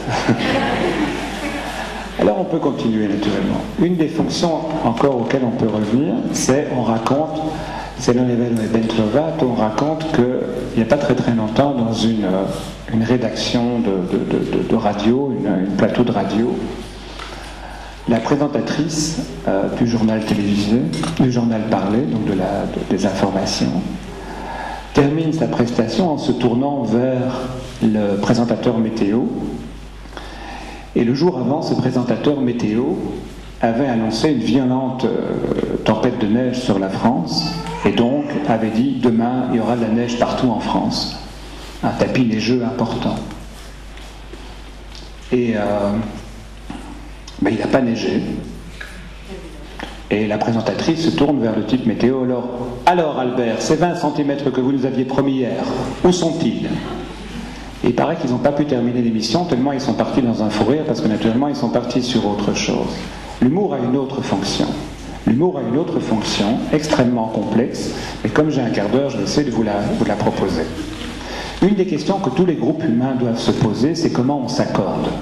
Vous savez qu'une des raisons principales de consultation dans un couple, c'est le fait que la rythmicité conjugale est rompue. C'est-à-dire que monsieur a envie de faire l'amour au soir, madame au matin, monsieur a envie de se disputer au matin, madame au soir. C'est pas du tout facile d'arriver de coordonner les rythmes dans un couple, c'est-à-dire de les mettre en phase. Une des questions que vous avez fondamentalement besoin, c'est de trouver des procédures rituelles pour phaser les couples. Moi j'en ai trouvé une dans mon couple, assez efficace, c'est ma femme ne ferme jamais les pots de confiture. C'est-à-dire qu'elle met le couvercle sur le pot de confiture. Vous êtes d'accord avec moi, c'est insupportable. Donc quand le pot de confiture est relativement plein, c'est pas un problème, je prends par le dessus, parce que tout le monde prend par le couvercle, vous êtes d'accord avec moi, et naturellement j'ai simplement le couvercle, à ce moment-là je peux simplement dire... Mais quand le pot est presque vide, à ce moment-là, avec la confiture, c'est du sucre, le pot quitte l'armoire. Mais très peu de temps. Et puis il se détache et se fracasse sur vos pieds seulement le lundi matin. Seulement le lundi matin. À ce moment-là, naît entre mon épouse et moi une dispute que les enfants connaissent bien, avec la succession des insultes réciproques et... non, c'est une blague, hein. Faut pas lui laisser croire. Et donc qui aboutit à ce qu'on est tous les deux absolument convaincus, parce que naturellement, elle, pleine de mauvaise foi, dit que je n'ai qu'à prendre la confiture sur le côté, ce qui naturellement est faux, puisque on s'en met plein les doigts quand on est sur les côtés. Alors, c'est une dispute extrêmement ritualisée, je ne sais pas si vous en connaissez dans vos couples, mais j'imagine que vous pouvez tout à fait les identifier. Ce sont des organisateurs temporels, c'est-à-dire que dans tout groupe humain, ce qui est extrêmement important, c'est de ritualiser l'organisation temporelle pour que nous ayons une horloge partagée. Et ça, c'est la 4e fonction de l'humour. L'humour est un moment où on arrive à réunir un groupe et à créer un phénomène de cohésion. Mais pour créer un phénomène de cohésion, pour qu'il y ait donc une rythmicité partagée, il faut quelque part qu'on utilise l'humour à un niveau relationnel, c'est-à-dire qu'on se moque du groupe. Si on se moque du groupe, le rire produit 2 fonctions essentielles. C'est un détachement du groupe par rapport à lui-même. On peut commencer à parler du groupe en le regardant. Donc on est spectateur de son propre processus. On est comme dans un processus de détachement et de métacommunication, de méta-regard sur soi-même, mais en même temps, on est dans un phénomène de partage. Un phénomène de partage qui crée un phénomène de cohésion. Donc l'humour peut à ce moment-là remplir une fonction totalement extraordinaire, c'est que toutes les montres d'un groupe se mettent à la même heure. J'avais, il n'y a pas très longtemps, j'ai revu une fille avec qui j'ai eu des relations quand j'étais plus jeune, Et pourtant, ça ne s'est pas bien passé. On était jeunes, tous les deux, et donc on passait du temps ensemble, et puis elle m'invitait chez elle. Et je ne comprenais pas trop ce qui se passait à l'époque. Elle me déposait dans la cuisine, et elle allait discuter avec sa mère. Moi, je restais un quart d'heure, 20 minutes dans la cuisine à attendre comme un con. Et dans une cuisine, quand vous n'y travaillez pas, c'est pas l'endroit le plus passionnant du monde. Hein. Et donc je regardais ce qu'on peut regarder dans une cuisine. Mais il y avait une horloge dans cette cuisine. Et cette horloge, elle indiquait pas la même heure que ma montre. Alors, au début, je ne savais pas trop quoi faire, puis j'ai vérifié, et j'avais vérifié que c'était moi qui avais la bonne heure. Et donc, une autre fois qu'elle m'a déposé dans la cuisine, j'ai remis l'horloge à l'heure, par amour. Et le lendemain, ils sont tous arrivés un quart d'heure en retard à l'école, tout ça, et j'étais viré de la relation. Chaque groupe humain invente un temps partagé. Et un moyen extraordinairement efficace de permettre au groupe de se réunir, c'est d'utiliser l'humour, qui est un rituel relationnel extraordinairement important, organisé autour d'un très grand chronificateur, synchronisateur, c'est l'éclat de rire. Quand vous allez au cinéma et que vous regardez un film comique, vous allez voir qu'il y a un phénomène de cohésion groupale qui est le rire partagé par un groupe. Un rire qui en quelque sorte fait que le groupe arrive à trouver une cohésion qui fait qu'à ce moment-là, le rythme partagé par le groupe est le même. Est-ce que vous connaissez la blague de sœur logique et de sœur mathématique? Aucun de vous? Parce que c'est une blague difficile à raconter, j'aurais bien voulu trouver un partenaire pour la raconter. C'est deux bonnes sœurs qui se promènent en rue, et il y a sœur mathématique qui dit à sœur logique, je ne sais pas si tu as remarqué, mais il y a un type qui nous suit depuis 10 minutes. Et l'autre sœur dit, oui, j'ai remarqué, c'est un lubrique, c'est logique. Qu'est-ce qu'on fait, dit sœur mathématique? On va accélérer le pas, c'est logique. Alors ils accélèrent un peu le pas, puis il y a sœur mathématique qui dit à sœur logique, ça fait 8 minutes qu'on a accéléré le pas, il est toujours là. Oui, c'est logique. C'est logique, il est intéressé, il est vraiment intéressé, on va encore accélérer le pas, c'est logique. Alors ils accélèrent le pas encore. Puis sœur mathématique dit à sœur logique, écoute, maintenant ça fait 6 minutes qu'on a vraiment accéléré le pas, 6 minutes c'est long, il est toujours là, qu'est-ce qu'on va faire? Dit l'autre, on va courir, c'est logique. Se mettre à courir, essouffler, sœur mathématique dit, ça ne sert à rien, mais c'est logique. Il est vraiment, enfin on va faire autrement, on va se séparer. On va se séparer. Et alors, il va devoir faire un choix. Alors, c'est logique. Alors, sœur logique part à gauche, sœur mathématique part à droite, et sœur mathématique constate que le lubrique suit sœur logique. Et puis elle se réfugie au couvent, essoufflée, quelques minutes plus tard arrive sœur logique. Et lui, ça a été, sœur mathématique dit, ça a été. Ouais, ça a été. Qu'est-ce qui s'est passé? C'est logique, dit sœur logique. Qu'est-ce qui s'est passé? Il m'a rattrapé. Ah bon? Et alors? C'est logique. Qu'est-ce qui s'est passé? Il a abaissé son pantalon. Et alors? C'est logique, j'ai soulevé ma jupe. Et alors? Avec une jupe levée, tu cours beaucoup plus vite. Au moment de l'éclat de rire, tout le groupe, pour ceux qui ont rigolé, sont dans un phénomène de partage de temporalité. C'est un moment très très particulier où tout le groupe est dans une même cohésion. Et c'est à ce titre-là, ici le groupe n'est pas un groupe d'appartenance, mais c'est à ce titre-là que moi je me permettrai de terminer cet exposé, qui j'espère n'a pas été trop long, qui est que l'humour a notamment une fonction de cohésion, de permettre à un groupe de se réunir dans un sentiment d'appartenance, d'appartenir dans une même temporalité et un même espace. Je vous remercie de m'avoir écouté avec autant d'attention.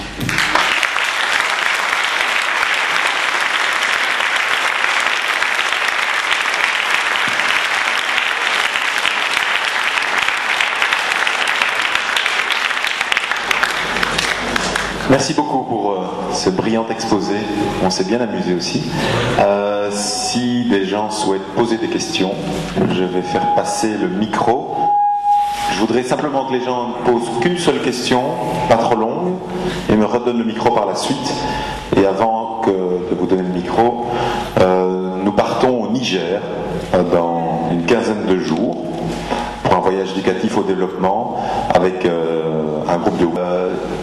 les deux jeunes qui sont derrière le mur qui vont se lever, qui vont faire coucou, nous ont préparé des bonnes pâtisseries, ils nous ont préparé un petit buffet de gâteaux, Et ce sont des gâteaux qu'ils ont passé l'après-midi à faire eux-mêmes.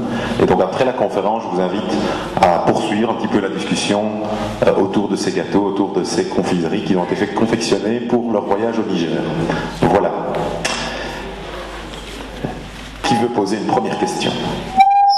Tu peux mettre moins fort là.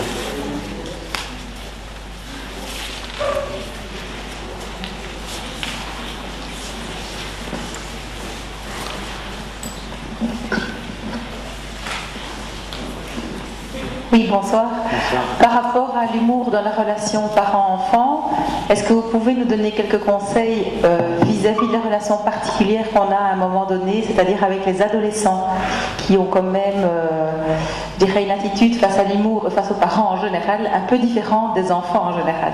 Mais j'en ai pour 8 jours à vous répondre. C'est-à-dire que quelque part, les enfants n'ont pas d'humour, les adolescents encore beaucoup moins. Parce que quelque part, ils ont une trouille monstre de ce qu'il est en train de leur se passer pour eux. C'est-à-dire qu'ils sont en train de vivre quelque part quelque chose qui les éclate un peu. Et donc, ils développent des stratégies d'indifférence à leur propre corps, des stratégies d'indifférence à leur propre histoire. Et donc, il y a comme une tentative, quelque part, d'un processus qui est très complexe à définir, qui est un processus d'extimité. Donc, le contraire de l'intimité. J'ai en thérapie pour l'instant un couple absolument fabuleux avec leur fils. Monsieur est noble belge et madame est noble espagnole.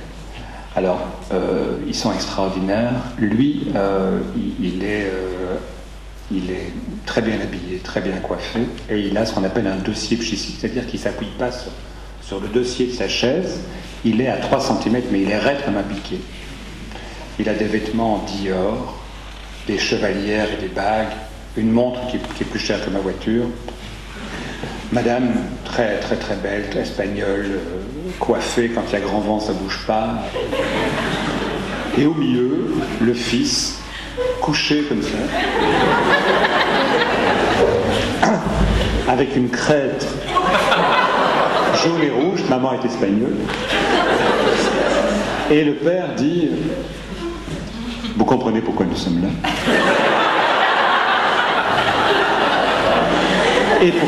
Et pourtant, nous l'avons fait en janvier.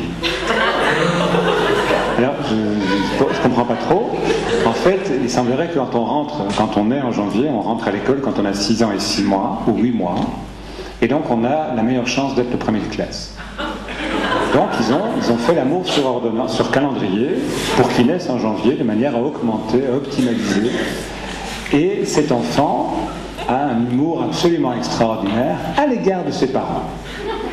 Donc il a un discours extraordinairement hilarant à l'égard de ses parents.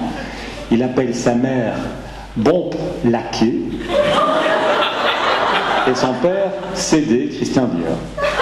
Et il se moque d'eux terriblement. Et à un moment, la mère dit « Toi tu vas attraper la grippe aviaire » puisqu'il a une crête de coq. Et le gamin s'est mis à pleurer. Il s'est mis à pleurer. Il a été touché de plein fouet par cette blague qui est une véritable agression pour lui. Les ados n'ont pas d'humour. Ils n'ont pas d'humour parce qu'ils sont dans une phase terriblement angoissée d'eux-mêmes. Et donc ce qu'ils font, c'est qu'ils vont utiliser l'autre comme un vecteur d'intégration psychique. Quand ils arrivent avec une crête rouge, ce qu'ils attendent, c'est qu'on fasse qu'on ait peur. Alors, si on a peur d'eux, ou si on les trouve beaux, ou si on les trouve séduisants, ou si on les trouve quelque chose, ils savent qu'ils peuvent penser ça de eux. Donc, il y a quelque chose dans le ventre qui se passe chez les ados, qui est de l'ordre de l'angoisse, de l'inquiétude, qu'ils vont mettre en scène d'une manière ou l'autre, et utiliser le spectateur comme une manière de se penser. Donc, ils ont extraordinairement besoin de regards posés sur eux, pour savoir quelque part ce qu'ils doivent penser d'eux. S'ils font peur, ça veut dire qu'ils sont effrayants. Donc ils peuvent se penser effrayants. Ils ont donc une image intérieure. Donc la mise en scène est extraordinairement importante. Donc si vous regardez un adolescent et que vous faites une blague à propos de son jeu, il s'effondre. Parce qu'à ce moment-là, c'est qu'il est ridicule. Si on rit de lui, c'est qu'il est ridicule. Donc la propre image qu'il va avoir de lui, c'est une image ridicule. Donc la seule chose qu'on peut avoir comme conseil, c'est surtout pas de rire d'un ado. Ce qu'on peut faire, c'est de rire de soi par rapport à un ado. C'est-à-dire qu'on peut se moquer du regard que nous avons. Il est tout à fait autorisé que nous rions de nous, spectateurs de l'adolescent. Mais ne riez surtout pas d'un adolescent, parce que si vous riez d'un adolescent, vous le détruisez dans son processus psychique et vous lui proposez seulement comme remède l'agression. Il va se mettre dans un protocole de réponse et va agresser. Ce qui est extrêmement important, c'est d'essayer de rentrer dans le monde d'un adolescent pour faire alliance avec ce monde. Moi, je pense quelque part qu'il est important de pouvoir consolider ce monde-là. Si on peut le consolider, après on pourra en rire. Mais si on commence par en rire, ça veut dire ce que tu es en train de devenir, c'est ridicule. Et je trouve que ça, c'est une agression terrifiante. Il est important de partir de la réalité de l'autre comme étant intéressante avant de la critiquer d'emblée. Et je pense que chaque génération produit son humour. Si vous regardez ce que faisaient rire vos parents, vous allez trouver ça ridicule. Et vos enfants pensent exactement la même chose de votre univers. Chaque génération, chaque espace génère son propre humour. Donc très souvent, quand nous faisons l'humour avec les adolescents, mais ils se sentent agressés et ils nous trouvent ridicules. Comme d'ailleurs nos parents nous le trouvions ridicule. Donc il est extraordinairement prudent de ne pas rire d'un adolescent. Il ne faut pas non plus aggraver et prendre tout au sérieux, mais je pense quelque part que de rire de lui est un véritable mécanisme de déshabillage. Il est donc tout nu à ce moment-là. Il n'a plus aucune forme de protection du monde. C'est important de se prendre au sérieux. Mais on peut rire de soi. Je réponds à votre question. Oui ou non? Comment avoir de l'humour dans une relation avec un ado alors? En lui posant la question comme vous le faites. C'est-à-dire qu'il n'y a pas de réponse, mais vous pouvez lui poser la question. Et on peut développer des mécanismes d'humour autour d'une construction partagée, parce qu'à ce moment-là, celui avec lequel on réfléchit sur la façon de rire ensemble n'est pas l'objet de l'humour. Il ne faut pas se moquer de lui, donc on ne sait pas très bien. Ce qui est extrêmement important, c'est... Vous savez, moi je fais la même chose depuis toujours avec mes enfants. Au début, j'allais chercher mes enfants à la sortie de l'école. Je ne sais pas si vous avez vécu ça comme parents. Je leur demandais, alors qu'est-ce qui s'est passé pour toi aujourd'hui à l'école? Oh, des trucs. Ah, le prof, qu'est-ce qu'il t'a dit? J'ai oublié. Et tes copains et toi, vous avez parlé de quoi? Oh, de tout et de rien. Je trouvais ça très très dur. Je ne comprenais pas pourquoi ils m'en disaient pas plus. Jusqu'au jour où il y a un enfant qui m'a dit, mais bon, moi je te demande pas comment s'est passée ta journée, est-ce que tu as discuté avec tes collègues, de quoi vous avez parlé? Alors depuis, j'ai développé une stratégie élémentaire que j'aime beaucoup. C'est que je raconte chaque jour à mes enfants quelque chose qui m'a intéressé, quelque chose qui m'a amusé et quelque chose où j'ai eu un ridicule. La troisième, c'est le plus facile. C'est pas toujours facile de trouver quelque chose qui m'a intéressé et de voir quelque chose qui m'a amusé, oui. Et à partir du moment où je parle de moi, alors quelque part les ados, les enfants vont parler d'eux. Mais si vous allez vers l'enfant en pensant simplement que l'humour va être une façon quelque part de dédramatiser, c'est très délicat parce que les adolescents sont vraiment pas à l'aise. Et donc, ils se parent d'une apparence de sérieux pour lutter contre une angoisse qui est assez importante, qui est qu'ils ne se débrouillent pas bien avec leur corps et qu'ils ne se débrouillent pas bien avec la place à trouver dans le groupe. Donc il faut être extraordinairement prudent. Mais la question que vous posez, je pense que je la leur poserai, parce que ça me paraît être une manière assez intelligente de partir de leur définition de l'humour. Mais je ne sais pas, peut-être que parmi vous, il y a d'autres qui ont des réponses à cette question. Vous avez une réponse? Ah, je pensais que vous aviez une réponse. Excusez-moi. Non, mais c'est parce que madame qui est derrière vous est blonde, et vous savez qu'il y a pas mal de blagues sur les blondes. Et vous savez d'où ça vient? J'ai appris ça il n'y a pas très longtemps, ça vient du Canada, où les femmes là-bas sont blondes. On dit les blondes, mon chum pour dire mon homme, et ma femme c'est ma blonde. Et donc ça veut dire simplement qu'une des fonctions de l'humour que je n'ai pas du tout définie, et à l'adolescence naturellement c'est extrêmement important, les dictatures ne supportent pas l'humour. Si vous lisez, par exemple, si vous regardez les films de propagande nazie, c'est pas vraiment des films dans lesquels il y a beaucoup d'humour. La seule forme d'humour qui existe, enfin définie comme telle par eux, c'est rire du juif. C'est-à-dire, c'est du sarcasme. C'est se moquer de celui qui est moins. C'est-à-dire qu'à ce moment-là, l'humour a une fonction d'acte cohésif contre. C'est un phénomène de racisme. Et donc chaque groupe humain va aussi produire un humour de désignation. C'est-à-dire quelque part qu'on va isoler dans un groupe un élément du groupe qui permet la cohésion de tous les autres contre. Alors dans chaque groupe humain, vous avez toujours quelqu'un contre. Si vous prenez un ensemble de footballeurs, c'est l'arbitre. Si vous prenez un ensemble d'hommes, c'est le plus petit, le plus grand, le moins homme, le plus homme, le flamand, le belge, le français, l'autre. Ça permet ces phénomènes de cohésion contre. Et les ados sont extraordinairement doués autour de cela. Dans chaque classe, quand vous travaillez des ados, vous voyez qu'ils vont désigner dans la classe celui qui va permettre un phénomène cohésif contre lui. Et ça, c'est extraordinairement important parce que dans les familles, ça peut également fonctionner comme ça. Il peut y avoir autour des adolescents un enfant de la fratrie qui va être désigné comme... Alors c'est pour ça que les blagues sur les blondes sont tout à fait intéressantes, parce que ce sont des blagues qui ont toujours à voir à se moquer de celui qui est bête. C'est très utile de désigner dans un groupe celui qui est bête, parce que si on désigne celui qui est bête, ben ça veut dire qu'on ne l'est pas. Et ça, c'est très très très intéressant. C'est un phénomène de protection. Et les adolescents ont fondamentalement besoin de se protéger. Donc ils vont faire des blagues sur les blondes, parce qu'en faisant des blagues sur les blondes, c'est les blagues qui disent bien que les blondes sont bêtes. Donc si les blondes sont bêtes et que je ne suis pas blonde, eh ben, je ne suis pas bête. Ce sont des mécanismes de véritable protection chez les ados. Je ne sais pas si vous saviez ça, que les blagues sur les blondes, ça protège le groupe. Si vous n'êtes pas au courant, vous avez cette fonction-là dans ce groupe, non ? Vous connaissez l'histoire de la blonde qui arrive avec une chaussure noire et une chaussure brune au travail, et sa copine qui vient délicatement lui dire en chuchotant: tu as une chaussure noire et une chaussure brune. Et la blonde lui: m'en parle pas, j'ai une autre paire comme ça à la maison.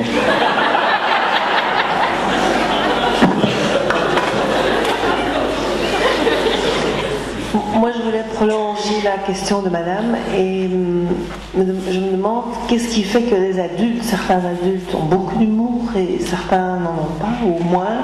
Qu'est-ce qui se passe pour eux dans leur vécu qui fait que voilà, certains rient de certaines blagues et d'autres pas du tout. Oui. C'est une question extrêmement délicate qui est souvent liée à l'expérience relationnelle que l'on a.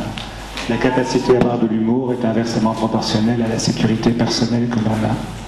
C'est-à-dire quelque part qu'en gros, si vous acceptez mes prémices un tout petit peu rapides, l'homme apprend le monde au travers d'un système qui lui raconte le monde, mais qui va venir installer une certaine forme de sécurité. L'attachement qu'un enfant a à son adulte est une mode d'apprentissage du monde qui permet d'accéder à une certaine forme de sécurité intérieure. L'attachement, c'est le fait de recevoir de la sécurité. En quelque sorte, faire ce que vous venez de faire, c'est-à-dire prendre la parole, prendre le micro, c'est un acte qui vous différencie du groupe. Vous vous mettez en avant du groupe, ça veut dire que vous êtes d'accord de faire suffisamment confiance à vos perceptions intérieures que pour vous différencier. Ça signifie un certain degré de sécurité intérieure. Quand on a une certaine forme de sécurité, on peut s'éloigner de son socle de sécurité sans être insécure. On peut se promener. Quand vous regardez un enfant sécure, un enfant qui développe un sentiment de sécurité, il peut partir à l'apprentissage du monde sans être en danger parce qu'il sait que le lien qui le relie à sa mère est un lien d'attachement sécure. Par contre, si vous grandissez dans une famille qui produit de l'insécurité, vous allez devoir rester accroché aux jupes de votre mère, vous n'allez pas pouvoir à l'exploration du monde. Et bien, c'est quelque chose comme ça qui se passe autour de l'humour. L'humour vient montrer quelque part quel est le degré de liberté que l'on a à se laisser promener autour de quelque chose qui va nous surprendre sans nous faire perdre la capacité que nous avons de penser. Si vous prenez n'importe quelle blague, au moment où l'humour se déclenche, celui qui produit de l'humour, qui raconte une histoire, casse votre construction mentale, déconstruit votre construction mentale. Il faut que vous soyez d'accord de me laisser faire ça avec vous. Ça veut dire que vous m'autorisiez à rentrer dans votre pensée et à casser, fût-ce de manière très très partielle et très temporaire, cette construction. Quand j'étais au collège Saint-Michel, et que j'ai dit qu'une hermine, c'était un animal blanc avec une queue noire, qu'un ramoneur, c'est un monsieur noir avec une petite échelle sur le dos, ce qui s'est passé, c'est qu'il y avait 700 personnes dans la salle, il y a une personne qui a rigolé. Et les 699 autres m'en ont terriblement voulu parce qu'ils se sont rendus compte, eux qui sont dans un endroit où on pense bien, qu'ils avaient pensé qu'un ramoneur c'est un monsieur tout noir avec une queue blanche. Et ils m'en voulaient d'avoir fait naître cette idée dans leur tête. Donc l'humour va être autorisé si vous me laissez déconstruire votre pensée sans pour autant vous faire vivre un sentiment d'insécurité. Et donc l'absence d'humour, c'est une peur, c'est un signe d'angoisse qu'il faut tout à fait respecter. Et à ce moment-là, ça signifie que la relation qui vous relie à l'autre est une relation beaucoup trop fragile et insécure, et donc il ne vous laisse pas rentrer dans son univers intime parce qu'il a peur de ce que vous allez y faire. Donc l'absence d'humour est en quelque sorte un signe d'insécurité relationnelle ou personnelle. Et donc, c'est clair et évident qu'il y a toute une série de personnes, et l'illustration du monde musulman autour de Mahomet, enfin des caricatures de Mahomet, la principale caricature, je ne sais pas si vous avez vu les caricatures, c'est Mahomet qui est à l'entrée du paradis qui dit « Stop pour les kamikazes, on n'a pas assez de vierges ». Parce que vous savez que quand vous mourrez pour Mahomet, je ne sais plus combien de vierges vous attendent au paradis, 6 000. 6 000, hein, c'est un bon rendement. Et bien, quelque part, il y a plein de musulmans intellectuels qui ont dit, mais enfin, quel est ce bruit, quelle est cette histoire, et qui ont commencé à se poser des questions, qui ont dit, mais c'est très troublant, entre le moment où les caricatures sont venues et le moment où ça fait du bruit, il y a 4 mois qui se sont passés, entre-temps le Hamas a été élu, et ils ont commencé à faire une analyse sociopolitique, ils ont commencé à réfléchir et ils ont rigolé. Et puis il y a ceux qui sont dans un système où le monde arabe, c'est le système honteux du monde. C'est honteux d'être arabe. Il n'y a pas de prix Nobel arabe, c'est une identité qui est considérée comme une identité pauvre, misérable. Et donc, quelque part, on vient se moquer de quelqu'un qui est misérable.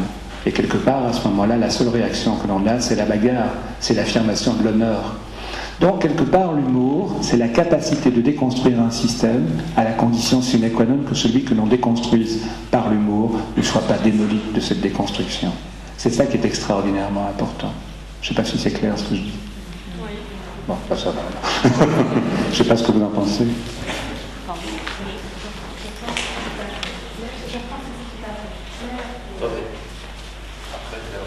Ah mais c'est parce que c'est moi qui ai posé une question à madame. Donc je suis désolé. Non, je suis le sentiment que c'est tout à fait clair. Je ne me sens pas réellement concernée par le problème d'humour parce que j'ai une fille qui a 17 ans et ça se passe très bien et je rejoins tout à fait tout ce que vous dites et cela me conforte aussi dans la façon d'être par rapport à elle parce que voilà, et je crois que c'est aussi quelque chose que l'on reçoit des parents parce que moi j'ai comme ça un souvenir de maman et je crois que les plus grands fous rires que j'ai pu avoir c'était aussi quelque chose que j'ai vécu avec ma propre maman et je pense que ce sont aussi alors on transmet ça je pense tout simplement à nos enfants aussi. Je n'ai pas grand chose d'autre à dire mais...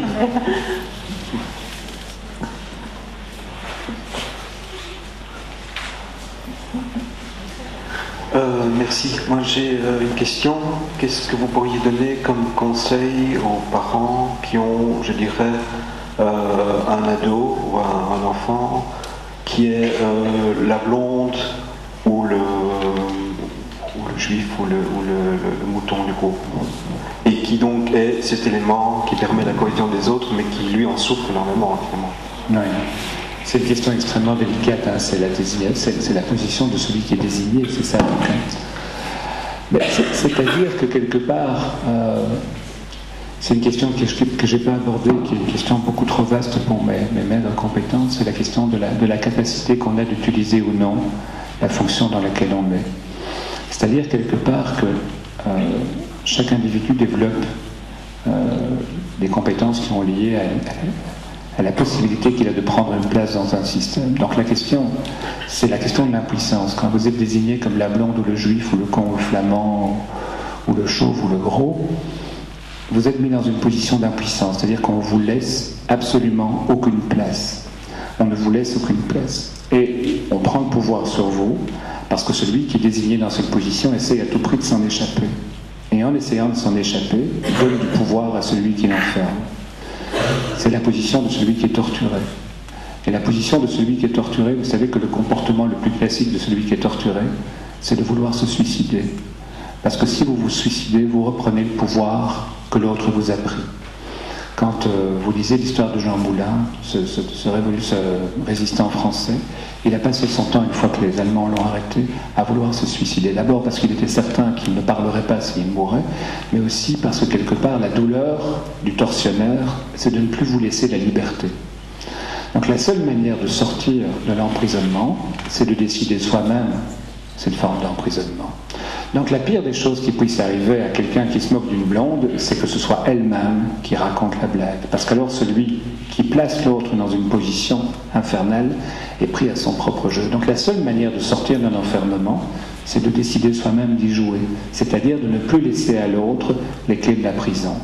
C'est une forme d'autodérision qui déshabille totalement celui qui se moque ou qui nous détruit.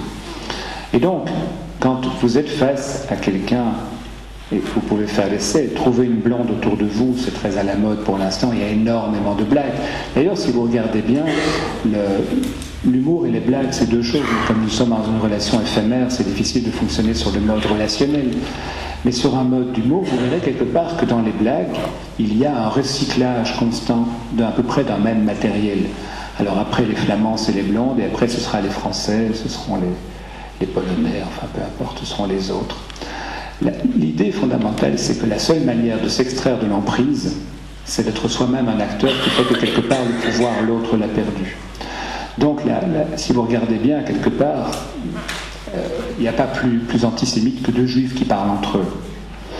Et en faisant ça, quelque part, ils interdisent totalement à celui qui est à côté d'avoir encore cette prise sur eux. Moi, j'ai un ami juif qui me racontait ce matin une blague qui m'a fait mourir de rire. Vous connaissez ces deux juifs qui sont dans une cave, il fait humide, ils travaillent comme sous-fifre d'un tailleur, et ils sont là en train de coudre avec leurs doigts tout humides, tout abîmés, à une petite lumière qui vacille, et ils sont là en train de souffrir des conditions terribles. Il y en a un qui dit à l'autre: « T'as déjà été en Inde ?» « Ah non, il dit, moi j'ai jamais été en Inde. » Et toi, il dit, moi j'ai été invité par le Maharaja d'Udaipur. Ah bon, il dit, et t'as été? Bien sûr que j'ai été. En avion jusque-là, t'as été en avion jusque-là? Ouais. Et alors, là, on est parti chasser le tigre dans la forêt. Allez, ouais. J'étais sur son éléphant blanc, j'étais en haut de son éléphant, il m'avait donné son fusil en argent. Et alors, le tigre est arrivé. Et alors, j'ai tiré. Et alors, je l'ai raté. Et alors, le tigre est sauté sur nous et il nous a mangés. Mais qu'est-ce que tu racontes? T'es toujours en vie. Parce que t'appelles ça une vie, toi, ici.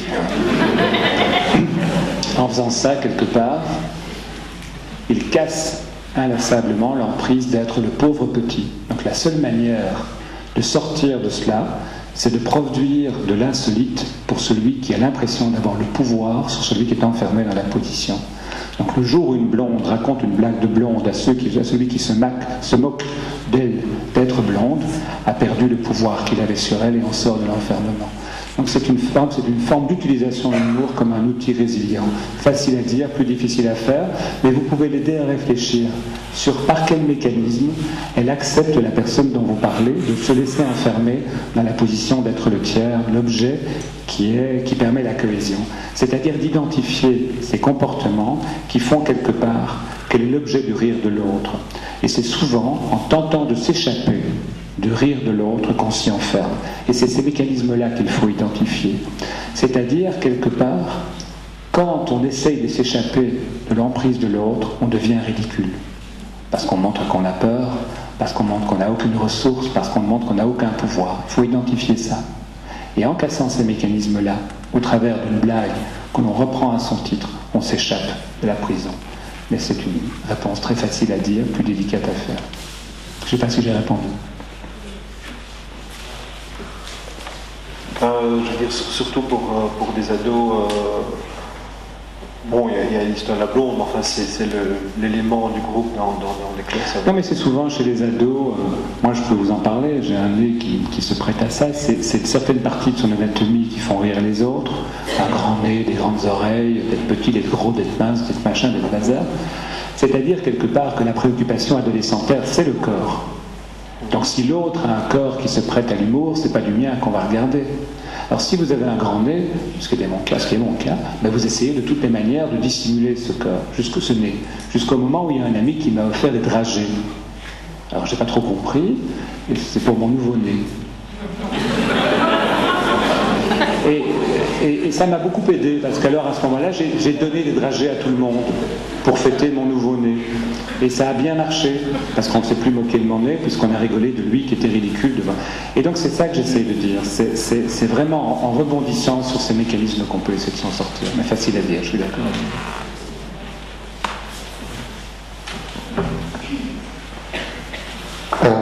Si je reprends l'exemple de la grotte au jambon, oui.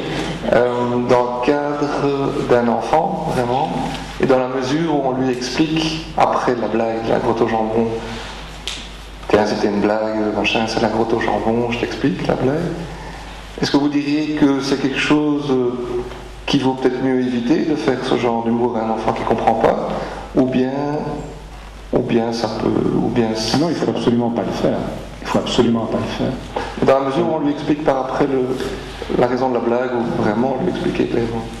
J'ai essayé de dire, c'est une conférence complexe, j'ai essayé de dire quelque part que la fonction de l'humour, c'est de nous rappeler que nous sommes des hommes, c'est-à-dire, ça paraît un peu banal et idiot, mais les hommes pensent le monde d'une certaine manière, et il est important que nous nous rendions compte quelque part que nos outils de pensée ne sont que des appréciations très subjectives de la réalité. Mais il faut d'abord que nous ayons une certaine confiance dans les outils que nous avons créés que pour pouvoir se moquer. Et donc, quelque part, dans cet exemple où un monsieur dit à son fils quelque chose comme ça, ce qu'il dit à son fils, c'est « tu es moins que moi et je me moque de toi ». Et c'est une agression identitaire assez terrible. La seule personne dont il aurait pu rire, c'est de lui, en disant « je suis ridicule ». Mais dire à un enfant « tu es ridicule », alors qu'il n'a aucune certitude intérieure, il risque de croire qu'il est ridicule. Et donc de mettre à l'intérieur de lui l'image qu'on peut se moquer de lui, un peu l'image dont monsieur parlait, c'est-à-dire je suis moins. Ce qui est extraordinairement important dans un phénomène d'humour, c'est qu'on va se promener du côté d'un sentiment d'égalité. Quand vous êtes dans un phénomène de rire, vous êtes dans un phénomène de partage égalitaire. On rit tous ensemble dans un rythme partagé égalitaire. Si maintenant vous riez en vous moquant, c'est-à-dire que ce qui permet la cohésion, c'est le fait qu'il y en a un qui est moins. Et un enfant, il ne faut pas trop se promener du côté de ce qu'il est moins parce qu'il risque de le croire. Un adulte, c'est déjà un peu plus relatif.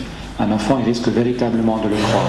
Et de l'emporter avec lui et de développer des symptômes d'inquiétude qui est que si on rigole de moi parce que je suis moins, parce que je suis ridicule.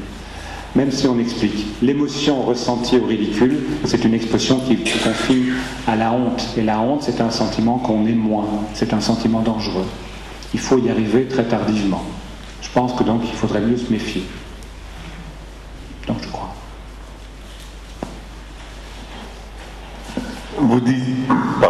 Vous disiez que les adolescents avaient très peu d'humour. Oui. En fait, on se retrouve à la sortie d'un cinéma, oui. Et le père, en fait, fait le clown, entre guillemets. Ces enfants avancent rapidement en disant la honte. Absolument. Et, par contre, la fille d'un autre couple en rit. Quand je pose la question à la fille, je dis, mais pourquoi est-ce que toi tu en ris? Et pourquoi est-ce que les autres en sont vexés ou on a honte? La fille répond, je ris parce que c'est de l'humour de ce monsieur, si c'était de mon père, je n'en rirais pas. Mais bien sûr, parce que bon, moi je me rends compte que j'aurais dû faire l'exposé si on aurait dû faire une journée ensemble. C'est, rassurez-vous, ce ne sera pas le cas, mais l'idée fondamentale, c'est que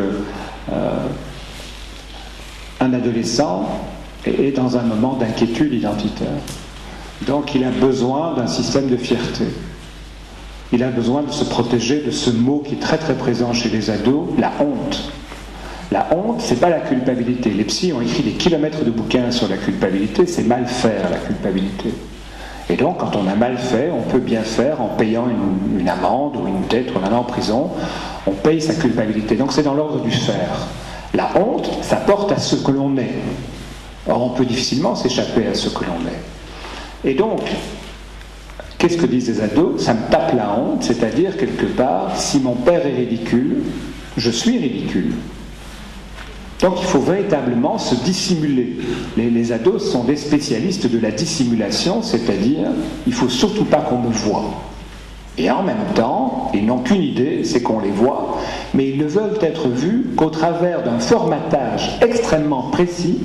Ils veulent qu'on voit un certain nombre de choses d'eux et dissimuler tout le reste. Mais ça crée une tension énorme. C'est vraiment un travail très très très intense et épuisant d'être adolescent. Maintenant, si on voit le ridicule chez un autre, ça c'est vachement confortable, c'est l'autre qui est ridicule.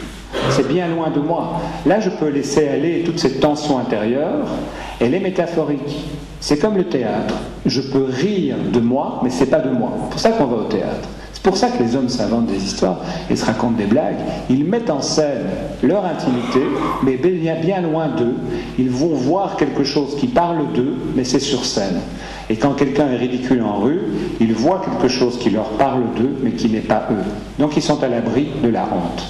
Par contre, celui qui est dedans, il est en plein dedans, et il n'a qu'une idée, c'est s'enfouir pour se cacher, pour se dissimuler.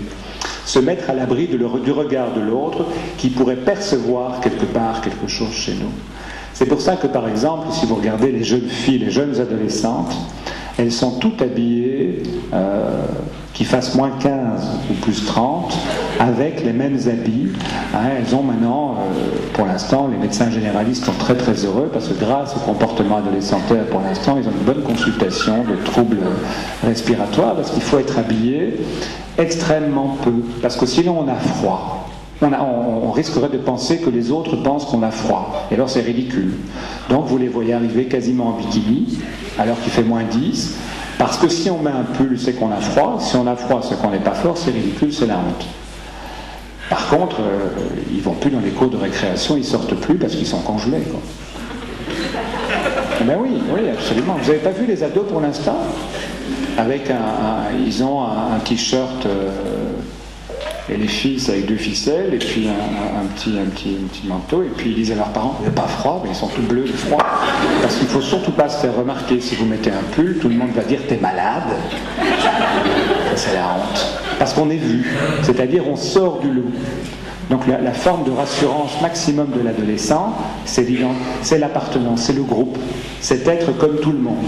Après, quand on aura... Vous avez vu les publicités pour Choco Prince? Vous n'avez pas vu? C'est une publicité où il faut faire comme tout le monde et alors on reçoit son Choco Prince. Ça marche du tonnerre, quoi. C'est une blague adolescente.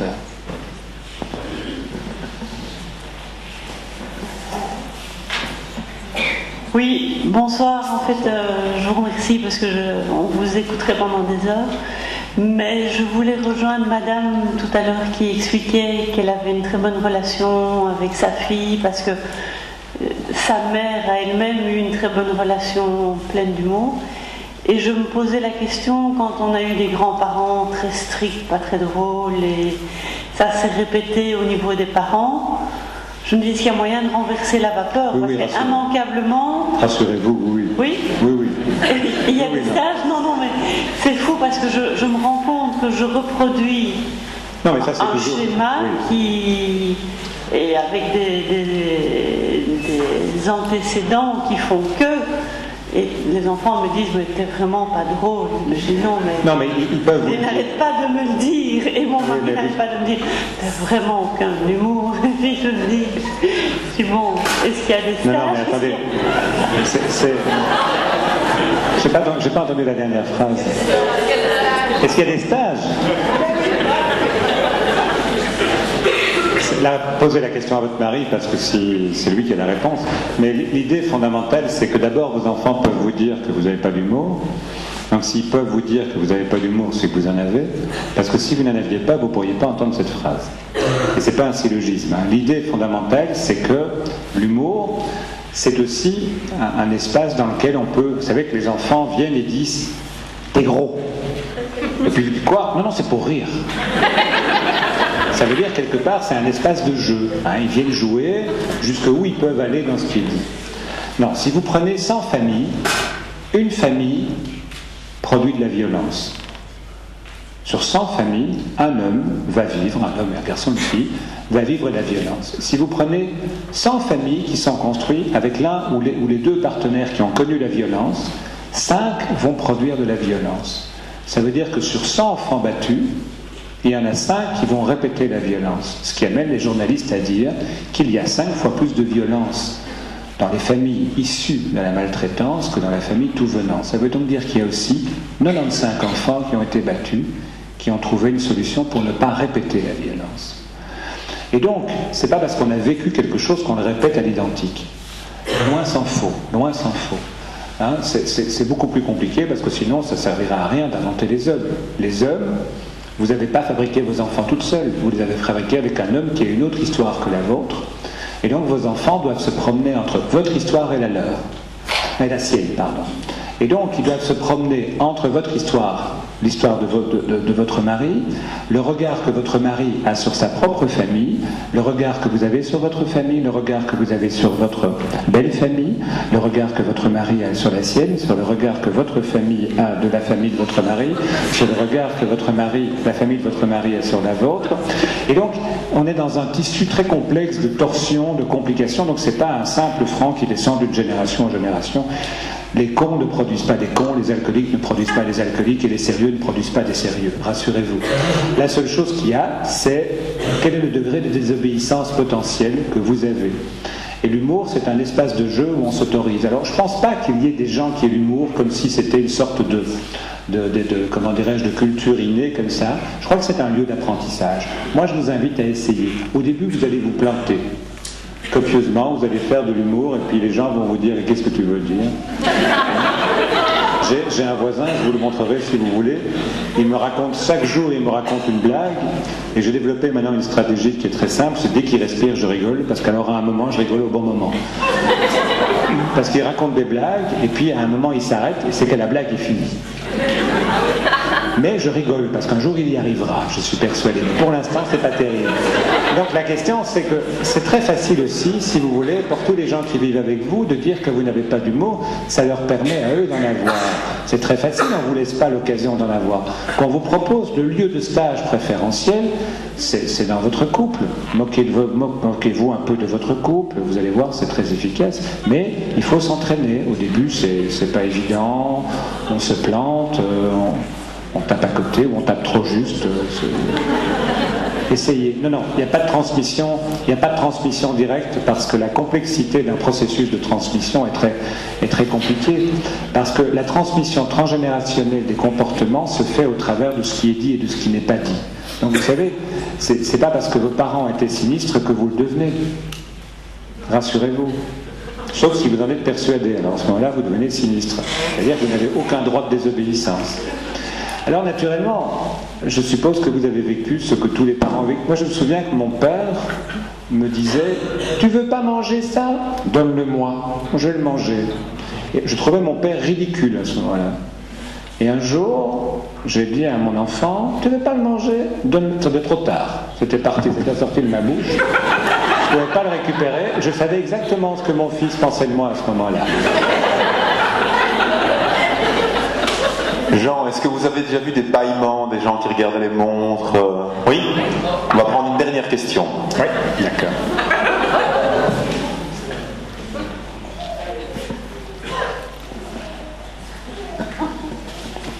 Une chose que j'ai constatée dans notre famille, moi j'avais toujours dit à mes enfants, pour moi l'humour c'est de l'amour et de l'humilité. C'est de l'amour. L'amour et l'humilité. Parce que c'est très bien de rire des autres, mais si c'est pour les détruire, ça ne va pas. Alors j'essaye toujours de cultiver chez nous l'humour aussi dans le sorte de rire pour, par exemple, on peut faire une conversation et que l'autre n'écoute plus. Alors je sors des mots n'importe quoi pour voir s'il m'écoute vraiment plus. Alors je commence, il y a des vaches et des cochons et des couvées.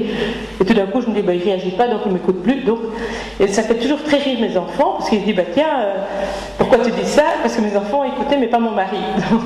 Et donc, ça, je suis toujours défendue avec l'humour, depuis que je suis toute petite. Et c'est vrai que c'est une très très bonne arme. Et donc, j'espère qu'il y a beaucoup de monde qui va utiliser l'humour dans ce sens-là, plutôt avec amour et humilité que de se moquer, parce que ça, c'est vraiment très très dur à vivre aussi. Donc voilà. Oui, je suis d'accord avec vous. J'avais compris de l'amour et de l'humilité, mais c'était pas ce que...